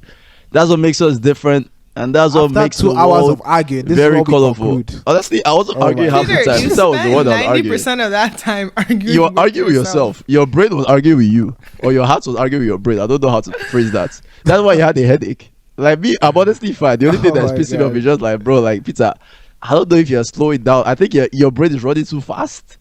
Like, you need to slow down and take it in what someone is saying. Like, just slow down and actually take it in. That's where the listening. He already said he doesn't listen. Yeah, that's where the listening actually comes into play, bro. Like, you triggered the guy. I'm sorry. I was just repeating the words back to you. It's all love. It's all love in this podcast. It's all love, guys. But at the end of the day, right? We have different opinions, but we'll land somewhere at the end of the day. And we landed somewhere today. I don't know where we landed. Shout somewhere. Aleye, shout out to you, man. Like, Aleye, this is why I've been praying for Aleye to enter this podcast. Because the reason why I enjoy talking to Aleye is because she's just like one, she's smart.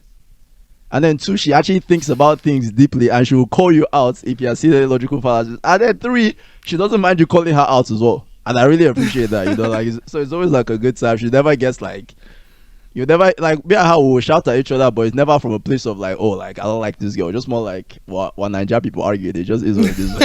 That's just what we do.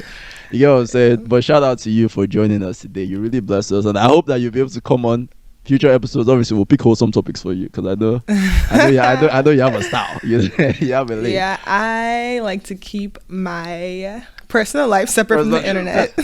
But no, thank you for having me. I had a good time. I enjoyed talking to y'all. Appreciate it, guys. So like, share, subscribe. Like if you're not happy, listen to the Afro Journal podcast. I guarantee you'll be happy after doing that. Tell your parents as well. Tell your friends to join in the fun. It's your greenest flag. Your toasted caramel, your vintage chocolates, Chisom, AG Jeremiah, Okafor. I don't understand out. Oh, I thought Mr. Lover, Mr. Giving you all you desire. Hey, Chef Ferreira, are you done cooking? Peter's triggered. Are you done cooking, fam? Is it not Boles and Aleye's story? I want to have the last word before we go. That's all I'm saying. Okay, that's fine. Anywho, it's your glazed chocolate donut. Y'all, I swear, I am happy. I'm a happy person living a happy life. You need to convince yourself. I don't think you're trying to convince anyone else. No, I just don't want the audience to think I'm just living like sad or something. Yeah. Yeah, I'm good. Okay. Aleye Okhipo. I don't even have a tagline, but master's degree. Oh yeah, it's your master rocket scientist. Aleye Okhipo, signing out from the Afro Journal podcast. Vita, close us out. All right. Life is never in a straight line. Let me finish my statement because you guys are going to say wisdom and understanding is on point. Okay. Life it can never be in a straight line. Life is like a sine wave. So whenever you say you're in a state of happiness, a state of being, is that ever true?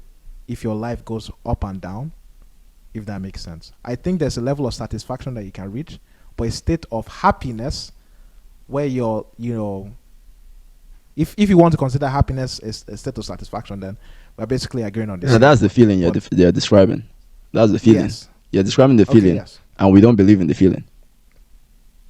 Okay, you know what? It is what it is. Right, ladies and gentlemen, I'm done. I wasn't sure where that was going. I'm just going to say this. There's always a base level of happiness, and that's what we've been discussing. And if you say that is goal-oriented, so inherently you're still saying the same thing I'm saying. Okay. So in happiness is reaching your goals at the end of the day. Simple and short. To Peter. To Peter. Okay. State your name. Have you said your name? I'm 100% right. Okay.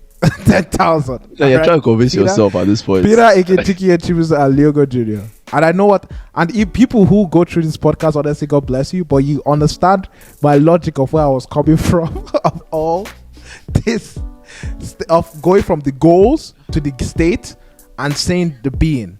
Honestly, they are basically the same thing, but we didn't agree on it. That's all. Bye. Done.